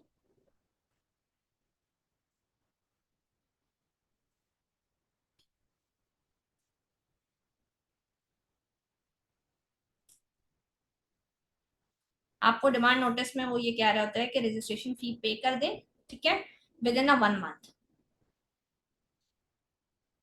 आप 1 मंथ के अंदर फी पे करेंगे, और आप फी नहीं पे करते तो हम उसको समझ जाएंगे कि आपने जो है अपनी एप्लीकेशन विड्रॉ कर दी है, ठीक है। आप जब फी सबमिट कर देते हो देन लास्ट स्टेप में आपको सर्टिफिकेट इशू हो जाता है, ठीक है। तो मेरे ख्याल में ये पूरा 10 स्टेप से गुजरती है ये चीज। आपका मामला हमेशा जाके, या तो आप ओपोजिशन में सॉरी शो कॉज नोटिस का जब रिप्लाई देते हो हियरिंग में, आप या तो आप एक्सेप्ट इन हियरिंग होगा या फिर आपकी रिजेक्शन हो जाएगी, ठीक है। अगर आपने एक्सेप्ट इन हियरिंग आपकी हो गई है तो एक्सेप्ट इन हियरिंग का हरगिज मतलब ये नहीं है कि आप रजिस्ट्रेशन की तरफ चले गए हो, ठीक है। एक्सेप्ट इन हियरिंग एक फर्दर स्टेप है आगे, ठीक है। और लास्ट स्टेप जो है वो है ओपोजिशन का। अगर आपने ओपोजिशन क्लियर कर दी तो आपका मार्क रजिस्ट्रेशन की तरफ चला जाएगा। अगर आपने ओपोजिशन में ओपोजिशन वाला स्टेप आप क्लियर नहीं कर पाए तो आपका मार्क क्या है, लटक जाएगा। तो यहाँ तक पॉइंट क्लियर हो चुके हैं कि ट्रेडमार्क रजिस्ट्रेशन के लिए कितने स्टेप से आपको गुजरना पड़ता है। फाइलिंग का हरगिज मतलब ये नहीं है कि आपको रजिस्ट्रेशन मिल गई है, यहाँ पे आपको हर स्टेप से गुजरना होता है। ये चीज क्लियर होगी आप लोगों को? जी क्लियर मैडम। ठीक है, अच्छा जी। डिमांड नोटिस के बाद ना आपको सर्टिफिकेट इशू हो जाता है, और ये याद रखें रजिस्ट्रेशन पीरियड 10 साल है। एक बार आपने ट्रेडमार्क रजिस्टर्ड करवा लिया, उसका पीरियड 10 साल है। 10 साल तक आप सेव हो, सुकून में हो कि आपको जरूरत नहीं है रजिस्ट्रेशन की। 10 साल तक ये लंबा पीरियड आपको मिल जाता है। ट्रेडमार्क वगैरह में आपको, जैसे आप रिटर्न वगैरह फाइल करते हो तो आपको हर साल करना होता है, ठीक है, हर साल पैसे भरने पड़ते हैं। यहाँ पे आपको रजिस्ट्रेशन एक ही दफा करवानी है 10 साल के लिए। 10 साल बाद फिर आपका रिन्यू होगा, ठीक है। तो क्या है, मैंने आपको पहले भी बताया था कि जब आपका मार्क एक्सपायर होने की डेट पर आता है तो उसके 6 मंथ पहले जो है वो आपको रिमाइंडर नोटिस भेजते हैं।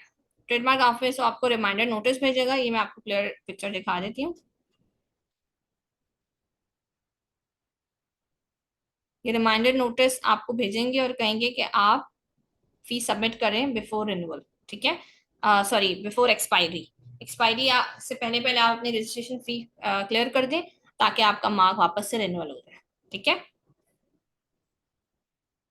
क्योंकि आप एक्सपायरी के काफी टाइम तक अगर नहीं करवाते ना, तो नेक्स्ट पर्सन आप जैसा बिल्कुल आइडेंटिकल या सिमिलर मार्क रजिस्ट्रेशन की तरफ जा रहा है, और वो जब हियरिंग पे जाता है, उस पे जब शो कॉज नोटिस आता है, वो रिप्लाई में भी लिखता है और हियरिंग में भी कहता है कि इन्होंने तो, इनका टाइम पीरियड एक्सपायर हो गया, इसके बाद इनको रिमाइंडर नोटिस भी आया है, और इन्होंने जो है अब तक इसका रिप्लाई फी सबमिट करवा के रिन्यू नहीं करवाया, और रिन्यू को टाइम हो चुका है। तो मुझे नहीं लगता कि ये पर्सन इंटरेस्टेड है मजीद इसको रिन्यू करवाने में, तो आप मेरे मार्क को एक्सेप्ट इन हियरिंग कर लें। तो ये एक आप जो है एक एडवांटेज दे रहे हो नेक्स्ट पर्सन को रिन्यूअल ना करवा के, ठीक है। तो जैसे ही आपको, इसलिए ट्रेडमार्क ऑफिस जो है आपको 6 मंथ्स पहले रिमाइंडर नोटिस देना शुरू कर देता है कि आप रिन्यूअल करवा लो। क्योंकि रिन्यूअल नहीं करवाते आप और काफी टाइम हो जाता है, ये आप नेक्स्ट पर्सन को एडवांटेज दे रहे हो कि आप इस चीज को ढीला ले रहे हो, नेक्स्ट पर्सन उस चीज का एडवांटेज लेकर अपना मार्क रजिस्टर करवा ले, ठीक है। तो ये इन चीजों का बहुत एहतियात करना पड़ता है ट्रेडमार्क रजिस्ट्रेशन के दौरान, ठीक है, आफ्टर रजिस्ट्रेशन भी रिन्यूअल टाइम पीरियड पे। तो यहाँ तक बात क्लियर है। अक्सर लोगों को ये चीज पता ही नहीं होती है, क्लाइंट्स को, कि उनका 10 साल पूरे हो चुके हैं और 11वां साल बाद नोटिस भी आ रहे होते हैं, और उस नोटिस को वो बहुत लाइटली ले रहे होते हैं, और नोटिस का टाइम पीरियड आगे बढ़ता चला जाता है, और इस तरह से नेक्स्ट मैम पर्सन। जी कोई ऐसा ऑप्शन होता है जिसमें लाइफ टाइम रजिस्ट्रेशन हो? नहीं, कहीं पे भी नहीं, रूल के अकॉर्डिंग 10 साल। जैसे फॉर एग्जांपल कोका कोला है या कोई भी बड़ी कंपनी है, ये भी 10 साल के लिए होता है? ट्रेडमार्क का मतलब है एनी मार्क, बड़ा या छोटा डजेंट मैटर, ठीक है। तो मार्क रूल के अकॉर्डिंग 10 साल है।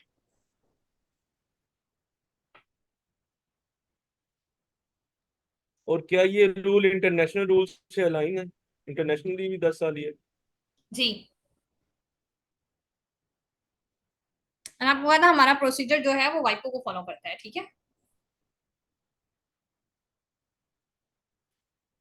ठीक है, क्लियर हो गई यहाँ।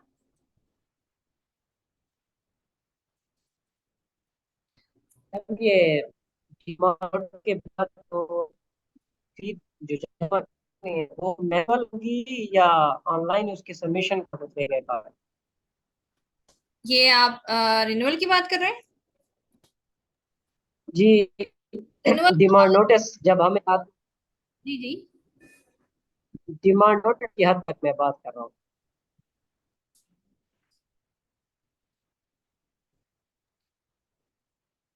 आप दोबारा अपना क्वेश्चन रिपीट करें। आप कह रहे हैं डिमांड नोटिस की बात करें कि आपकी आवाज थोड़ी कट गई थी? जी मैंने कहा जी मुझे नोटिस आ गया है कि आप इतनी पेमेंट जमा करें, 9,000 जमा करें। जी जी, तो इसका जो प्रोसीजर है वो मैनुअल है या ऑनलाइन है? ऑनलाइन पेमेंट करते हैं मैनुअल ही आप जाके हमें करनी होगी? ऑनलाइन नहीं है इसमें। अच्छा, इसकी ऑनलाइन नहीं है। देखें जो भी तो आप ऑब्जेक्शन, देखें जो भी ऑब्जेक्शन आपको रिसीव होंगे ना, बाय कुरियर होंगे, ठीक है। ट्रेडमार्क ऑफिस ठीक कोई है। भी ऑब्जेक्शन आपको देगा वो बाय कुरियर देगा, वो ऑनलाइन नहीं देगा, ठीक है। इस तरह से जब आपको कुरियर के थ्रू रिसीव हो रहे हैं नोटिस, उसका रिप्लाई आपको बाय हैंड जाके सबमिट करना है, ठीक है। चाहे वो रिमाइंडर नोटिस है, डिमांड नोटिस है, एडवर्टाइजमेंट लेटर है, शो कॉज नोटिस है, ये सारी चीजें आपको वो बाय कुरियर सेंड करते हैं, और आपका रिप्लाई उसको जो है बाय हैंड जाके सबमिट करना होता है, ठीक है। अच्छा मैडम, ये जब सर्च रिपोर्ट हमारी आ जाती है 15 दिनों के बाद, और 15 दिनों के बाद सर्च रिपोर्ट आने के हमें टाइम के अंदर जो है वो फॉर्म TM1 जो है वो फाइल करना होगा? देखें, सर्च रिपोर्ट का TM1 से कोई लेना देना नहीं है। आपने सर्च रिपोर्ट निकलवा ली, आपका दिल कर रहा है कि आप TM1 फाइल करो, इसका दिल कर रहा है नहीं करो, ठीक है। TM1 जब फाइल कर देते हो तो आपको 15 दिन के अंदर अंदर उसका एक्नॉलेजमेंट रिसिप्ट मिलती है। ऐसा कोई नहीं है कि आपने सर्च रिपोर्ट फाइल की और सर्च रिपोर्ट के कितने टाइम बाद आपको TM1 फाइल करना है। सर्च रिपोर्ट एंड TM1 के बीच कोई टाइम लिमिट नहीं है। जी मोहम्मद अजीम, आप क्वेश्चन करना चाह रहे हैं? जी मैडम, मैंने पूछना था कि फॉर एग्जांपल गौरमे है, तो जी गौरमे का ट्रेडमार्क जो है ना उसको 10 साल पूरे हो गए हैं, तो जी। ये हमने अगर अपने तौर पर कोई थर्ड पार्टी हाँ, इसको यानी कि परसू करना चाह रही है, देखना चाह रही है कि ये मतलब 10 साल इससे पूरे हो गए हैं, तो वो कैसे पता चलेगा? कोई फॉर्म वगैरह सबमिट करवाना पड़ता है या फिर कैसे पता चलता आप ये बात कर रहे हो कि अगर आपकी नजर में कोई है, ठीक है, आपको ये कैसे पता लगेंगी? अच्छा, आप ही के सवाल पर एक सवाल है। आपने है? कहा जी जी। कि 10 इयर्स पूरे हो गए हैं, ठीक है, आपको कैसे पता लगा इनके 10 इयर्स पूरे हो गए? मैं मसलन उसको चैलेंज करना चाह रहा हूँ, या उसकी जगह पर कोई अपना यानी जिसको कहते हैं कि अच्छा, ओनरशिप अपने नाम पर, ये मतलब ऐसे। मैं आपको बताती हूँ। जो बड़े बड़े ब्रांड्स होते हैं ना, वो बहुत एक्टिव होते हैं अपनी इंटेलेक्चुअल प्रॉपर्टी के राइट्स के लिए, ठीक है। वो कभी भी नहीं चाहते कि जो है उनका मार्क कोई और ले, ठीक है। अगर कोई गलती हो जाती है, फॉर एग्जाम्पल मैंने आपको ये एग्जाम्पल उस पे दिया कि अगर आप रिन्यूअल नहीं करवाते और आप राइट किसी को दे रहे होते हैं, ठीक है, ये उस सेंस में आ रहा है कि जो मार्केट में इतना वैल्यूबल नहीं है ट्रेडमार्क, ठीक है। लेकिन जो मार्केट में इतना बड़ा एक पॉपुलर ब्रांड है, आप उसके रिन्यूअल का वेट नहीं कर सकते। अगर वो डिले हो जाता है, वो एप्लीकेशन डाल देता है कि ये मार्क मेरा मैंने जो है रिन्यूअल में टाइम ले लिया ज्यादा, तो मुझे जो है इस एप्लीकेशन को कंसिडर किया जाए, मैं रिन्यूअल फी सबमिट करवा दूं। तो ये इशू होता है, ठीक है। एक वेल नोन ब्रांड के लिए आप ये उम्मीद लगा के नहीं बैठ सकते कि भाई वो मैडम मेरे पास एग्जांपल है इसकी ना, आप देख। मसलन गूगल है, गूगल। हाँ, तो गूगल की जो डोमेन है ये भी हर साल रिन्यू होती है, जी google.com।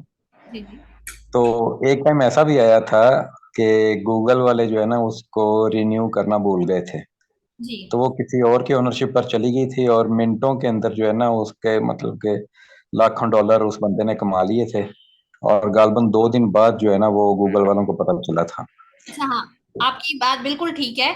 मैं आपको ये पाकिस्तान, अभी मैं नेशनल रजिस्ट्रेशन प्रोसेस की बात कर रही हूँ ना, ठीक है। नहीं नहीं, मैं वैसे एक एग्जांपल दी है कि ऐसे भी हाँ होता है कि वो जितना हाँ, मर्जी बड़ा ब्रांड हो जाए, तो इंटरनेशनल मिस्टेक है। रूल्स के अकॉर्डिंग बहुत स्ट्रिक्टनेस है। आपको अगर मैं बताऊं, इंटरनेशनल रूल्स के अकॉर्डिंग आप जब गुड्स एंड क्लासेस में आइडेंटिफाई करते हो ना अपने ट्रेडमार्क के लिए, ठीक है, तो आपका बिजनेस क्लासेस में आप क्लासेस आइडेंटिफाई कर ली, क्लासेस में फिर आपको गुड्स आइडेंटिफाई करने होते हैं, ठीक है।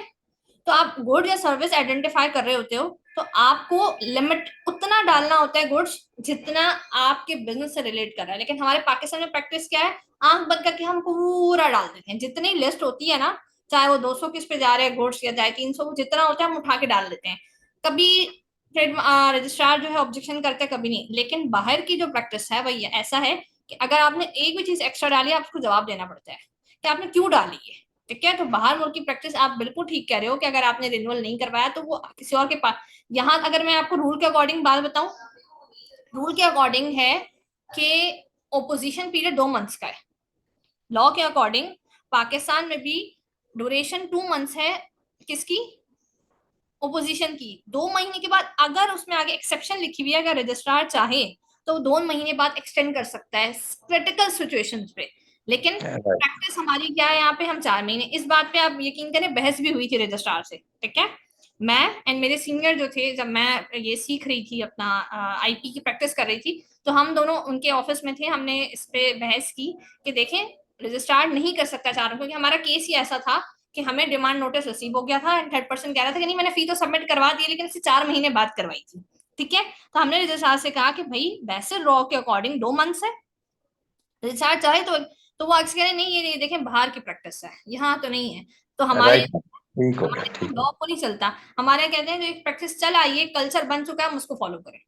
तो आपकी बात बिल्कुल ठीक है, लॉ के अकॉर्डिंग रिन्यूअल यहाँ पे भी अगर कोई बड़ा ब्रांड है या छोटा है, रिन्यूअल पे आपने नहीं करवाया तो कोई और उसका राइट ले सकता है, लेकिन यहाँ ऐसी सिस्टम नहीं है। ठीक है, यहाँ पे बड़े ब्रांड और छोटे ब्रांड के कंसिडर करते हुए चीजें चलती हैं।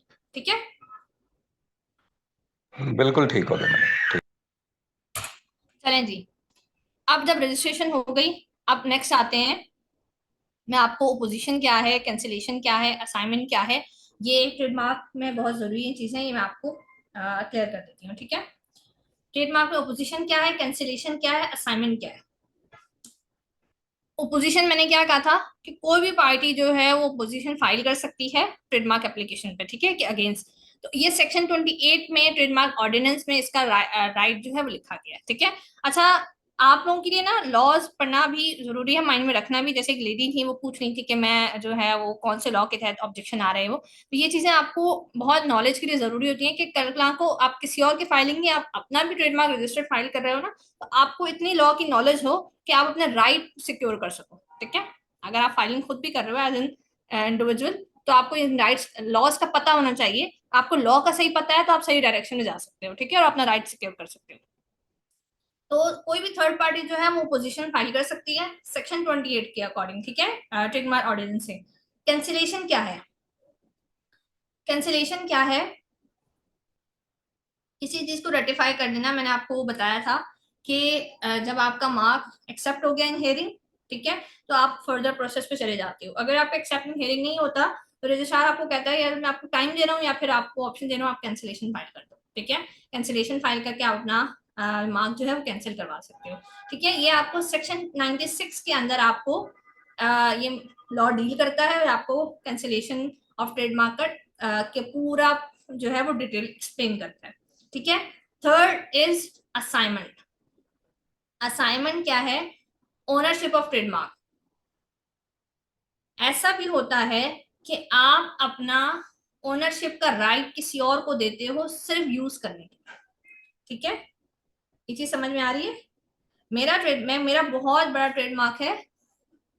ठीक है, मेरा मैं एग्जांपल इस तरह से दे सकती हूँ कि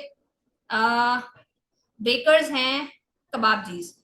ठीक है, ये लोग तो आई गेस फ्रेंचाइज का काम करते हैं। ठीक है, इस डिफरेंट उनकी ब्रांचेस होती हैं और आई गेस ये लोग उस पे चलते हैं फ्रेंचाइज पे। ठीक है, लेकिन एक ग्रुप ऑफ कंपनीज होती है जिसमें सब ग्रुप ऑफ कंपनीज आ रही होती हैं। ठीक है, तो मैंने एक पार्टी ने कहा कि मैं आपका ओनरशिप का राइट यूज कर कर ये करना चाहता हूँ। ठीक है, मैं ये ब्रांड खोलूंगा, आपको ओनरशिप का राइट चाहिए। तो ओनरशिप का राइट का हरगिज ये मतलब नहीं है कि ये ट्रेडमार्क उसका हो गया।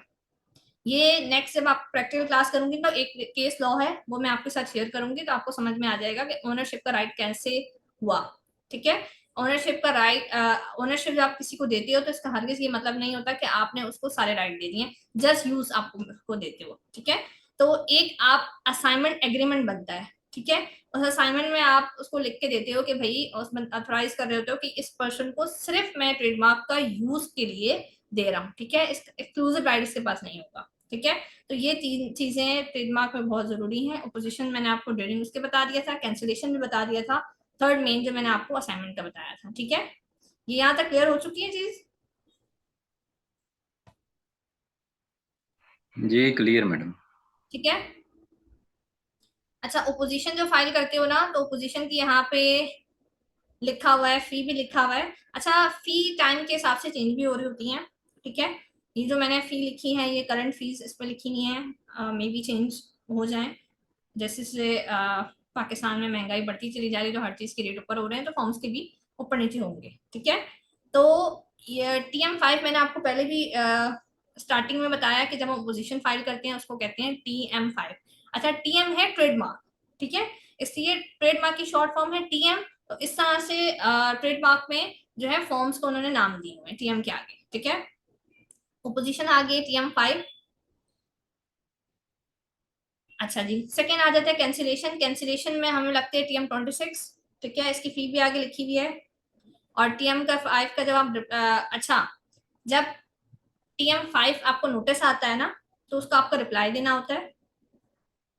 ये बात मैंने आपको बताई थी, ठीक है। जब आपको TM26 आता है ना, कभी आपको कैंसिलेशन के लिए भी नोटिस आ जाता है, ठीक है। जैसे मैं बताया था, आपको रजिस्ट्रार टाइम देता है, या तो एक्सेप्ट एंड हियरिंग हो जाती है, नहीं तो या आपको टाइम देता है, या फिर आपको कैंसिलेशन का, ठीक है। तो आपको जब कैंसिलेशन का नोटिस आता है तो आपको उसका रिप्लाई देना पड़ता है, ठीक है। ये उसकी हर, अच्छा ये भी याद रखिएगा, हर फॉर्म के साथ फी लग रही है, ठीक है। तो मैंने, अगर जैसे मैंने आपको TM16 का बताया था, TM16 में आपको बताया था इंसर्ट या डिलीट ऑफ गुड्स का आपको करना होता है, तो उसमें भी आपको फी के साथ करना होता है। आई गेस 600 का फॉर्म है। तो हर चीज का फॉर्म जो आप सबमिट कर रहे होते हो, साथ में आपको फी सबमिट करनी होती है। कोई भी चीज यहाँ फ्री ऑफ कॉस्ट नहीं है। टाइम पीरियड इसलिए लंबा रखा गया है कि हर स्टेप के हिसाब से फी है, तो हर स्टेप के हिसाब से आप फी करते रहते हो कि आपको अच्छा खासा अमाउंट बन जाता है, लेकिन वो अमाउंट इतना ज्यादा नहीं होता। 10 ईयर्स के हिसाब से वो अमाउंट बहुत कम है, ठीक है। आप ईयरली बेसिस के हिसाब से अगर देखो तो आपको कि हाँ भाई ये फॉर्म के पैसे ज्यादा है, लेकिन अगर आप 10 ईयर्स के हिसाब से देखो तो ये फॉर्म के पैसे इतने ज्यादा नहीं है, ठीक है। अच्छा जी, असाइनमेंट में एक चीज और याद रखें। एक तो असाइनमेंट ये हो गया, मैंने कह दिया कि ओनरशिप का राइट आपने दिया, ठीक है। एक आपने रीड बना दिया असाइनमेंट का ओनरशिप का राइट। एक असाइनमेंट इस तरह से है कि मेरा राइट, मेरा मार्क था, मेरे नाम पे रजिस्टर्ड था, मेरी डेथ हो गई, आगे मेरे लीगल हेयर्स जो है वो फाइल कर सकते हैं रिक्वेस्ट ओनरशिप का राइट, ठीक है।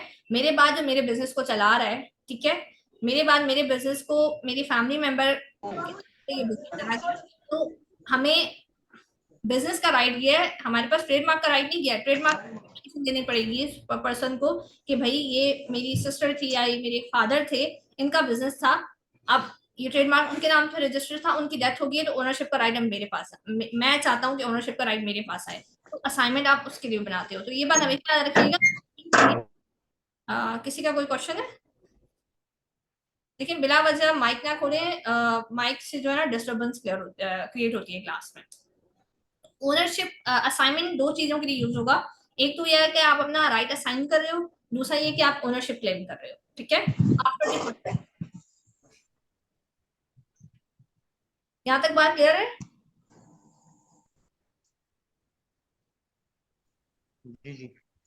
अच्छा जी, एक बात और याद रखें, ओपोजिशन का डिसीजन चैलेंज हो सकता है, ठीक है। ओपोजिशन एंड कैंसिलेशन दोनों का डिसीजन चैलेंज हो सकता है हाई कोर्ट में, ठीक है। ट्रेडमार्क के अगर आपको कोई केस फाइल करना है तो वो ट्राइब्यूनल में जाता है, ठीक है। मैंने इंट्रोडक्शन क्लास में शायद बताया था कि नहीं बताया था कि जो भी मार्क की रजिस्ट्रेशन होती है वो IP ऑफिस में होती है, ट्रेडमार्क ऑफिस में, ठीक है। और अगर हमें उससे कोई रिलेटेड केस फाइल करना होता है तो हम ट्राइब्यूनल में जाते हैं, लेकिन अगर हमें कोई अपील का forum, high court is an appellate court, ठीक है, तो अपील का फॉरम हमारे पास हाई कोर्ट का है। अगर हमारी ओपोजिशन रिजेक्ट हो जाती है, हमारे पर ओपोजिशन किसी पर्सन ने अपोज किया हमें, और हमें लगता है कि यार उसने गलत अपोज किया, हमने रजिस्ट्रार के आगे उसको अपने जो पॉइंट्स थे वो भी क्लियर किए, लेकिन रजिस्ट्रार ने भी इस चीज को एक्सेप्ट नहीं किया, और रजिस्ट्रार ने कहा नहीं, जो बंदे ने अपोज किया है वो ठीक ओपोजिशन किया और आपका राइट नहीं बनता, और वो अपना डिसीजन वापस लेके आपकी ओपोजिशन कैंसिल कर देता है, सॉरी आपको एक्सेप्टेंस हियरिंग नहीं मिलता, और आप, सॉरी, आपको रजिस्ट्रार ने एक्सेप्टेंस हियरिंग में तो कर दिया था, लेकिन ओपोजिशन में जाकर उसने, आप ओपोजिशन में फंस गए, वो फला बंदा ने आप पे अपोज कर दिया, और ओपोजिशन के दौरान रजिस्ट्रार अपना फैसला वापस लेता है कि नहीं नहीं, आपका मार्क्स आपके सिमिलर है या आइडेंटिकल है, ठीक है, तो आप रजिस्ट्रार के फैसले को चैलेंज कर सकते हो। रजिस्ट्रार के फैसले को आप हाई कोर्ट में चैलेंज करते हो अपील के थ्रू, ठीक है। और अपील में जो डिसीजन आता है उसको भी कोर्ट तक जा सकते हो, ठीक है। ये जो मैंने आपसे कहा था ओनरशिप का राइट, ठीक है, ओनरशिप का राइट वाला केस मैं आपसे शेयर करूंगी इंशाल्लाह कमिंग क्लास में। तो मैं आपको बताऊंगी कि किस तरह से हाई कोर्ट, और हाई कोर्ट के बाद सुप्रीम कोर्ट के प्लेटफॉर्म तक ये केस गया था, और सुप्रीम कोर्ट ने फाइनल डिसीजन दिया था, ठीक है। तो ये बात यहाँ तक क्लियर है। ट्रेडमार्क की मैंने फाइलिंग का पूरा प्रोसेस बता दिया आप लोगों को, ओपोजिशन बता दी, कैंसिलेशन बता दी, एंड असाइनमेंट बता दी। यहाँ तक आप लोगों को क्लियर है ये चीजें? जी क्लियर। सबको क्लियर हो चुकी हैं? मैम, जी। ट्रिब्यूनल में किस टाइप के केसेस जाते हैं, क्योंकि अपोजिशन जो है वो और इन केस अगर हमारा एक्सेप्ट नहीं होता तो भी जो भी ग्रीवेंसेस होते हैं वो रजिस्ट्रार के सामने ही सारे रिजॉल्व हो जाते हैं। तो हम ट्रिब्यूनल में किस सूरत में जाते हैं? देखिए, ट्राइब्यूनल में इस सूरत में जाते हैं कि फॉर एग्जांपल कि आपका मार्क जो है वो आप इतने टाइम से जो है वो एक मार्क यूज करते आ रहे हो, ठीक है। कुछ ब्रांड्स ऐसे भी हैं जो बहुत बड़े बड़े बन चुके होते हैं, लेकिन वो रजिस्ट्रेशन की तरफ बाद में जाते हैं, ठीक है। मैंने आपसे कहा आईपीओ ऑफिस का काम सिर्फ रजिस्ट्रेशन पे है, ठीक है। लेकिन कई ब्रांड ऐसे होते हैं कि यार 90s 80s से बहुत बड़े बड़े ब्रांड चल रहे हैं लेकिन रजिस्ट्रेशन नहीं करवाई, उनको लॉ का पता नहीं, या जो भी उनकी इश्यूज से उन्होंने रजिस्ट्रेशन की तरफ अब जा रहे हैं, ठीक है। तो जब उनका एक बहुत बड़ा ब्रांड बन चुका होता है और वो उस फला कोई नेक्स्ट पर्सन दिखता है कि वो नेक्स्ट पर्सन ने वो रजिस्ट्रेशन की तरफ जा रहा है, ठीक है। और वो कहते हैं यार मेरा तो इतना बड़ा ब्रांड है, मेरा नाम को लेके ये बंदा जा रहा है रजिस्ट्रेशन के लिए, तो आप ट्राइब्यूनल में केस फाइल कर देते हो, ठीक है। वो केस साथ साथ चलता रहता है और साथ साथ आप अपने रजिस्ट्रेशन की तरफ चलते रहते हो। तो ये ट्राइब्यूनल में इस नेचर के केसेस जाते हैं। Ma'am clear? ट्रिब्यूनल कराची में है या मतलब कहाँ पे इनके ट्रिब्यूनल मतलब हर डिस्ट्रिक्ट? हर डिस्ट्रिक्ट में आपको ट्राइब्यूनल्स, जैसे सिटी कोर्ट है, ठीक है। सिटी कोर्ट हर सिटी में आपको मिलेगी, हाई कोर्ट, सिटी कोर्ट, इसी तरह ट्राइब्यूनल्स हर सिटी में आपको मिलेंगे, ठीक है जी।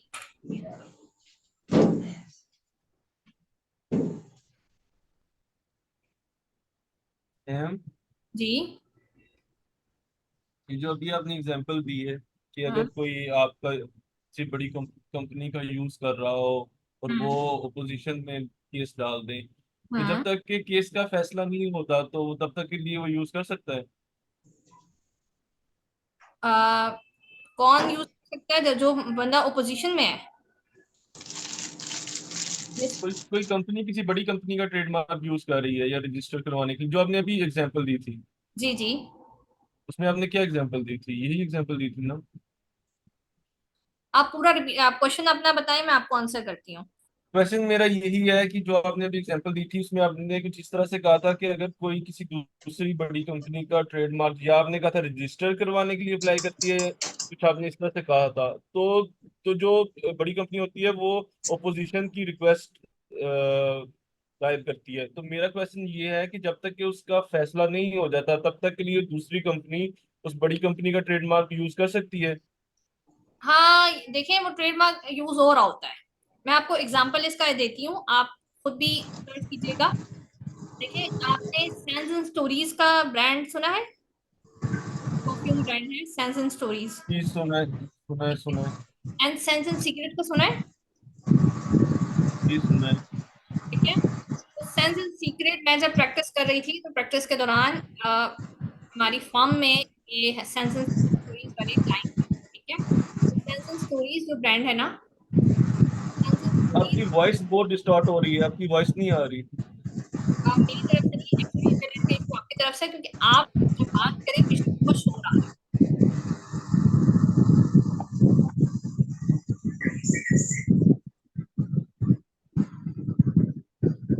हेलो।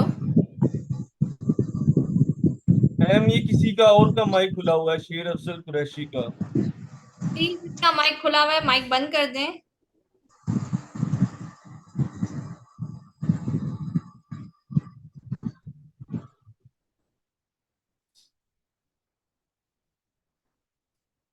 हाँ जी, आप बात कर रहे थे कि ओपोजिशन में मामला गया हुआ है, ठीक है।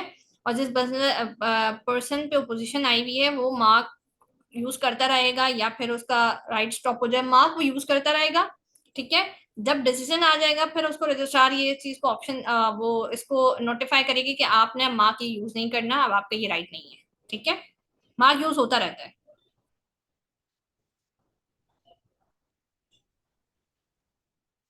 आपको ये चीज क्लियर है? जी मैम, क्लियर है। आपको एग्जांपल ये दे रही थी कि सेंस एंड स्टोरीज है, ठीक है। सेंस एंड स्टोरीज ने जब अपना ब्रांड खड़ा किया था तो उन्होंने एक मार्केटिंग मैनेजर जो है वो हायर किया था, 2018 की बात है या 17 में, ठीक है। देन उनके मार्केटिंग मैनेजर ने उन्हीं का ब्रांड देखते हुए उनको उसको नाम एक यूनिक लगा, इस तरह से करके उसने एक अपना ब्रांड खोल लिया सेंस एंड सीक्रेट के नाम से, ठीक है। सेंस एंड सीक्रेट के नाम से उसने अपना ब्रांड खोल लिया। समहाउ जो है ना दिखने में बिल्कुल सेम, फॉन्ट्स भी सेम, ठीक है।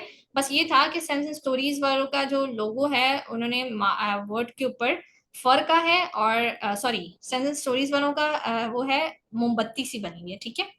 और सेंस एंड सीक्रेट वालों का फर है, बस ये डिफरेंस था। उन्होंने बॉटल्स तक सेम रखी हुई थी, ठीक है, बहुत आइडेंटिकल है। कि हमारे एक एसोसिएट वो खरीदने के लिए गए थे सेंस एंड स्टोरीज का और उठा के ले आए थे सेंस एंड सीक्रेट का, बॉटल पैकेजिंग भी इतनी सेम थी, ठीक है। तो उनपे ट्राइब्यूनल पे केसेस चल रहे हैं, ठीक है। हम अपनी रजिस्ट्रेशन की तरफ भी उनका गए हैं सेंस स्टोरीज वालों का, ठीक है। रजिस्टर्ड तो हमने अपना मार्क कटवा लिया, लेकिन वो अपनी उनकी रजिस्ट्रेशन कैंसिल करवाने के लिए ट्राइब्यूनल में हम केसेस हमने डाले हुए हैं, कॉपीराइट में भी और इसमें ट्रेडमार्क में भी, कि भाई ये मार्क इन्होंने हमारा बिल्कुल आइडेंटिकल है, और कि हमारे पास ब्रांड मैनेजर थे, इन्होंने इस तरह से करके अपना ब्रांड खोल लिया। फिर कोर्ट के ऑर्डर्स पे जो है ना, इनकी पैकेजिंग चेंज हो गई थी, ठीक है। अब इनकी पैकेजिंग चेंज है, सेंस एंड सीक्रेट वाले जो है टोटल ब्लैक कलर का पैकेजिंग करते हैं, ठीक है। सेंस एंड स्टोरीज वालों के मल्टीपल जो है वो डिफरेंट कलर्स हैं, लेकिन अभी को डिसाइड नहीं हुआ केस कि जो है वो हम उनको रोक सकते हैं कि वो ब्रांड यूज ना करें। और सेंस एंड सीक्रेट भी अब एक बहुत बड़ा ब्रांड बन चुका है। और आप ये बात जानते हैं कि पाकिस्तान में डिसीजन आने में 10 10 12 12 15 15 साल गुजर जाते हैं, ऐसा ही है। जी ऐसे ही है मैम। ये जिस केस का आप हवाला दे रही हैं, ये किस ईयर में स्टार्ट हुआ था? ये सन्स एंड स्टोरीज वालों की बात करें आप? जी इसी का, हमें ये जो आपस में इनका डिस्प्यूट है, ये किस ईयर में स्टार्ट हुआ था? ये मेरे ख्याल में 2021 या 22 में स्टार्ट हुआ था, अच्छा। और अभी तक केस चल रहा है, ठीक है। वो हम पे केस डाल रहे हैं, हम उन पे डाल रहे हैं, यही चल रहा है। आपको पता है कि पाकिस्तान में अगर प्रोसीडिंग सिस्टम हमारा जुडिशल सिस्टम कितना स्लो है, ठीक है। तो डिसीजन 15 15 20 20 साल नस्लें खत्म हो जाती हैं, डिसीजन नहीं आते हैं, जजेस चेंज हो जाते हैं। तो ये मामला अभी भी चल रहा है पाकिस्तान में। हम ये उम्मीद लगा सकते हैं कि हम रजिस्ट्रेशन वगैरह की तरफ चले जाएं, लेकिन डिसीजन की अगर हम इंतजार में बैठे, हमें इंसाफ चाहिए, तो वो उसके लिए बहुत टाइम चाहिए और सब्र चाहिए, ऐसे ही। ये अगर मैटर किसी और कंट्री में उठे तो ये बहुत जल्दी रिजॉल्व हो जाए। अभी जैसे स्टूडेंट ने गूगल की एग्जांपल दी थी और बहुत अच्छी एग्जांपल दी थी, तो मैंने गूगल के एग्जांपल पे उनको एग्जांपल आगे दे दी 4 मंथ्स के ओपोजिशन पीरियड पर। तो हमारे यहाँ पे लॉ के अकॉर्डिंगली चलते हैं, हमारे यहाँ जो प्रैक्टिस चल रही है उस प्रैक्टिस को हम चलते लेके चलते हैं, ठीक है। जी मैम, मेरा एक और क्वेश्चन ये है कि असाइनमेंट का जो आपने बताया था, असाइनमेंट की हेडर के अंडर जी, उसकी कोई मेजर लिमिटेशन है? असाइनमेंट आप डीड की तरह है, ठीक है। आप एक डीड बनाते हो ना, जैसे गिफ्ट डीड होती है, तो जी उसमें आप असाइनमेंट डीड जी बनाते हो, जी। उसमें आप मेंशन करते हो कि आप कितने टाइम पीरियड के लिए इसको दे रहे हो, ये आप पर डिपेंड कर रहा है। आपने एक एग्रीमेंट कर लिया है ना कि आप इतने टाइम के लिए इसको यूज जी कर दे रहे हो। आप ये भी इसमें मेंशन करते हो कि इसके पास एक्सक्लूसिव राइट नहीं है, आपने सिर्फ इसको यूज ऑफ इसको सिर्फ यूज दिया हुआ है, ठीक है। वो कल ग्राहक उस पर क्लेम नहीं कर सकता। मैं आपको एक केस लॉ शेयर करूंगी कि असाइनमेंट इसी ने एग्रीमेंट बना के असाइनमेंट का राइट दिया, और नेक्स्ट पर्सन ने उसको यूज करने के बाद उसको फाइलिंग की तरफ ले गया कि भाई मेरा है, ठीक है। हाई कोर्ट और फिर सुप्रीम कोर्ट के लेवल तक ये केस गया था, देन फाइनल डिसीजन आया। तो वो आपसे मैं शेयर करूंगी, तो फिर आपको ये असाइनमेंट वाला मामला समझ में आ जाएगा, ठीक है। जी। वैसे एज पर लॉ असाइनमेंट की क्या मेजर वो लिमिटेशन होती है कि अगर हम किसी को साइन करते हैं तो एक तो वो ओनरशिप नहीं होती, दूसरा उसके जो प्रैक्टिकलिटी के अंदर यूजेज के अंदर क्या लिमिटेशन होती है कि एक ओनर का यूज करना किसी चीज को और एक असाइनी का यूज करना, उसमें क्या डिफरेंस होता है मेजर? देखिए, लिमिटेशन कोई नहीं बताई हुई, ठीक है। बस आपको असाइनमेंट एग्रीमेंट को एक्सप्लेन किया हुआ है लॉ ने कि असाइनमेंट एग्रीमेंट के थ्रू आप ओनरशिप का जो राइट है वो दे सकते हो, लेकिन राइट ट्रांसफर नहीं होता है इसमें, ठीक है। सिर्फ आप उसको यूज दे रहे हो थ्रू असाइनमेंट एग्रीमेंट। इसमें सिर्फ ये मेंशन है, लॉ कोई स्पेसिफिक क्राइटेरिया आपको नहीं दे रहा कि कितना टाइम पीरियड है, ये भी नहीं लॉ दे रहा आपको, ठीक है। अगर आपको असाइनमेंट एग्रीमेंट टाइम पीरियड वगैरह मेंशन हो तो आपके लिए बहुत इजी हो जाए, ठीक है। नेक्स्ट पर्सन आपकी असाइनमेंट एग्रीमेंट के नेगेटिव यूज कर ही नहीं सकता फिर, ठीक है। वो तो फिर वो उसकी इन्फ्रिंजमेंट कर रहा है ना, लॉ जो आपका एग्रीमेंट आपने दिए। तो लॉ में ऐसा कोई टाइम पीरियड स्पेसिफाई नहीं है।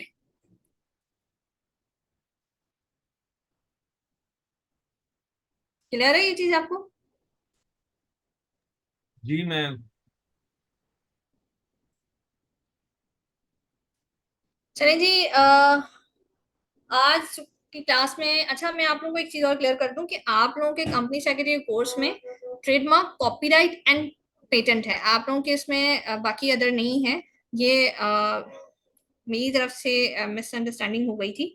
आईपी का एक प्रॉपर कोर्स है, ये सारे उस चीजें उसमें। आप लोगों के कंपनी सेक्रेटरी में सिर्फ 3 जो है मॉड्यूल्स मुझे कवर करने हैं, ट्रेडमार्क, पेटेंट एंड कॉपीराइट। ठीक है, तो आज की क्लास में मैंने आपको फाइलिंग वगैरह ये सारी चीजें बताई हैं। इंशाल्लाह नेक्स्ट क्लास में मैं आप लोगों को पूरा फाइलिंग का बताऊंगी। ठीक है, हम लोग प्रैक्टिकल करेंगे थ्रू पोर्टल भी मैं आपको पूरा बताऊंगी, वेबसाइट का भी थोड़ा सा मैं आपको दूंगी, एंड साथ में पाइपो नीस क्लासिफिकेशन है वो आपको बताऊंगी कि गुड्स और सर्विसेज हम आइडेंटिफाई किस तरह से कर सकते हैं और हम रजिस्ट्रेशन की तरफ कैसे जा सकते हैं।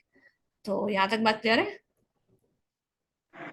जी मैडम, बिल्कुल क्लियर है। और ये स्लाइड्स ही शेयर कर दीजिएगा, और साथ में जो है ना वो ट्रेडमार्क और ऑर्डिनेंस अगर एक्ट मिल जाए अगर आपको, तो वो भी पीडीएफ में। मेरे पास है, मैं आपसे शेयर कर दूंगी। ठीक है, अच्छा जी स्लाइड्स ठीक है। आज नहीं, मैं आपको कल शेयर करूंगी, क्योंकि वो मुझे आप लोगों को सेपरेट करके देनी है जो उसमें आप लोगों के कोर्स के इसमें है, क्योंकि ये स्लाइड्स मेरी पूरी प्रॉपर एक कोर्स की बनी हुई है। ठीक है, तो स्लाइड्स आज एक्सपेक्ट नहीं करें आप लोग मुझसे, इंशाल्लाह कल आप लोगों से शेयर हो जाएंगी। ठीक है, जी ठीक, ठीक हो गया मैडम, ठीक। ठीक तो हो ये गया। पिछली slides, ये पिछले लेक्चर की भी स्लाइड्स नहीं शेयर हुई है, अगर प्रेजेंटेशन शेयर हो जाए तो इंट्रोडक्शन क्लास में मैंने यही स्लाइड आपसे शेयर की थी और यही पूरी मैं आप लोगों से कल तक इंशाल्लाह शेयर कर दूंगी। ठीक है, बहुत बहुत शुक्रिया। एनी अदर क्वेश्चंस, कोई कंफ्यूजन हो? और अच्छे आप लोगों के क्वेश्चंस निकल कर आ रहे हैं, इस क्वेश्चन से लग रहा है कि आप लोगों की जो आप लोगों ने लेक्चर को प्रॉपर सुना है, और जब आप प्रॉपर कोई चीज सुनते हो तो फिर आपके माइंड में क्वेश्चंस आते हैं और आप करते हो। एनी अदर क्वेश्चंस के हम एंड करने जा रहे हैं, क्लास 9:30 तक थी। जी मैडम, मेरा एक क्वेश्चन है। जी जी बोलें। अभी मैंने आपसे एक सवाल किया था थोड़ी देर पहले कि मैं कोई भी आईपीओ सिलेक्ट करूं। फॉर एग्जांपल मेरा रेलेवेंट जो आईपीओ है वो है पिशावर, जी लेकिन मैं कर लेता हूँ इस्लामाबाद। जी अब उसमें ट्रिब्यूनल जो है वो मेरे खिलाफ फाइंडिंग दे देता है। जी ठीक है जी, तो जब हाई कोर्ट मुझे आना होगा तो मैं इस्लामाबाद हाई कोर्ट में जो है वो रेफरेंस दायर करूंगा या पिशावर? अगर पिशावर करूंगा तो क्या पिशावर की जो ज्यूरिसडिक्शन है या जो उनके डिसीजंस है, क्या वो इस्लामाबाद की डोमेन के ऊपर इम्प्लीमेंट होगा या नहीं होगा? अच्छा, अब मेरी बात सुन लें। मेरा क्लाइंट बैठा हुआ है पेशावर में और मैं बैठ कर रही हूँ फाइलिंग यहाँ पे कराची में। ठीक है, मेरा क्लाइंट इस्लामाबाद में है, वो कह रहा है मेरा हेड ऑफिस भी इस्लामाबाद में है, ठीक है, या पेशावर में है। मैं कराची से बैठ के फाइलिंग, क्योंकि फाइलिंग मैं कर रही हूँ ना, मैं चाह रही हूँ सारे नोटिस मुझे रिसीव हो, मैंने डाला कराची का। ठीक है, तो कोर्ट के अकॉर्डिंग हमारे पास, आपको अगर आप लॉयर हैं तो आपको पता होगा, नहीं है तो मैं आपको बता देती हूँ, जुरिसडिक्शन होती है एड्रेस के ऊपर। ठीक है, मैं यहाँ हूँ तो मैं यहाँ से भी अपील फाइल कर सकती हूँ, और अगर मेरा क्लाइंट इस्लामाबाद बैठा हुआ है या पेशावर बैठा है तो मैं वहां भी केस फाइल कर सकती हूँ। ठीक है, तो दोनों जगह मैं कर सकती हूँ। यानी कि दोनों की ज्यूरिसडिक्शन में आप जो है वो केस फाइल कर सकते हैं। दोनों की जुरिस्डिक्शन में मैं कर सकती हूँ फाइल। ठीक, थैंक यू जी। वेलकम। एनी अदर क्वेश्चंस कि मैं क्लास एंड करूँ यहीं पर? और कोई क्वेश्चंस है? मैम कुछ इंटरेस्टिंग मैम कुछ इंटरेस्टिंग केस लॉस वगैरह इससे रिलेटेड जरूर शेयर कीजिएगा। जी जी, मैंने आपसे जैसे कहा है, मैं आपसे इंशाल्लाह वो वाला केस शेयर करूंगी। मुझे एक्चुअली वो उसका केस का भी नाम जहन में नहीं आ रहा, तो इसलिए मैंने आप उस डिटेल में नहीं गई। नेक्स्ट क्लास में मैं आपसे केस लॉ भी पूरा शेयर करूंगी। ठीक है, ताकि आप लोगों के लिए इजी हो जाएगा। ठीक है, और वो इंटरेस्टिंग है जिसमें मैं असाइनमेंट एग्रीमेंट की बात करी थी, वो केस थोड़ा इंटरेस्टिंग है। Any other questions?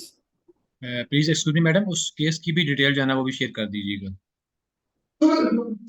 जी, आप इसी की कह रहे हैं ना, असाइनमेंट एग्रीमेंट पे जो केस है आप उसकी बात कर रहे हैं ना? जी जी। ठीक है, मैं आपसे इंशाल्लाह नेक्स्ट क्लास में जब हम प्रैक्टिकल क्लास कर रहे होंगे तो मैं आपसे शेयर करूंगी। ठीक है,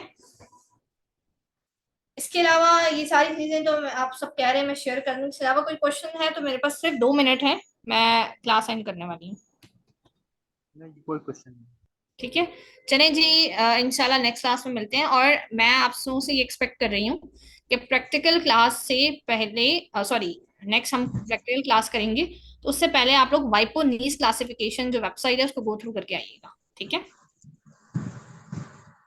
समझ आए ना आए, लेकिन आप एटलीस्ट गो थ्रू कर लीजिएगा। मैं हमेशा अपने स्टूडेंट्स को प्रैक्टिकल क्लास से पहले वाइपो नीस का कहती हूँ कि वो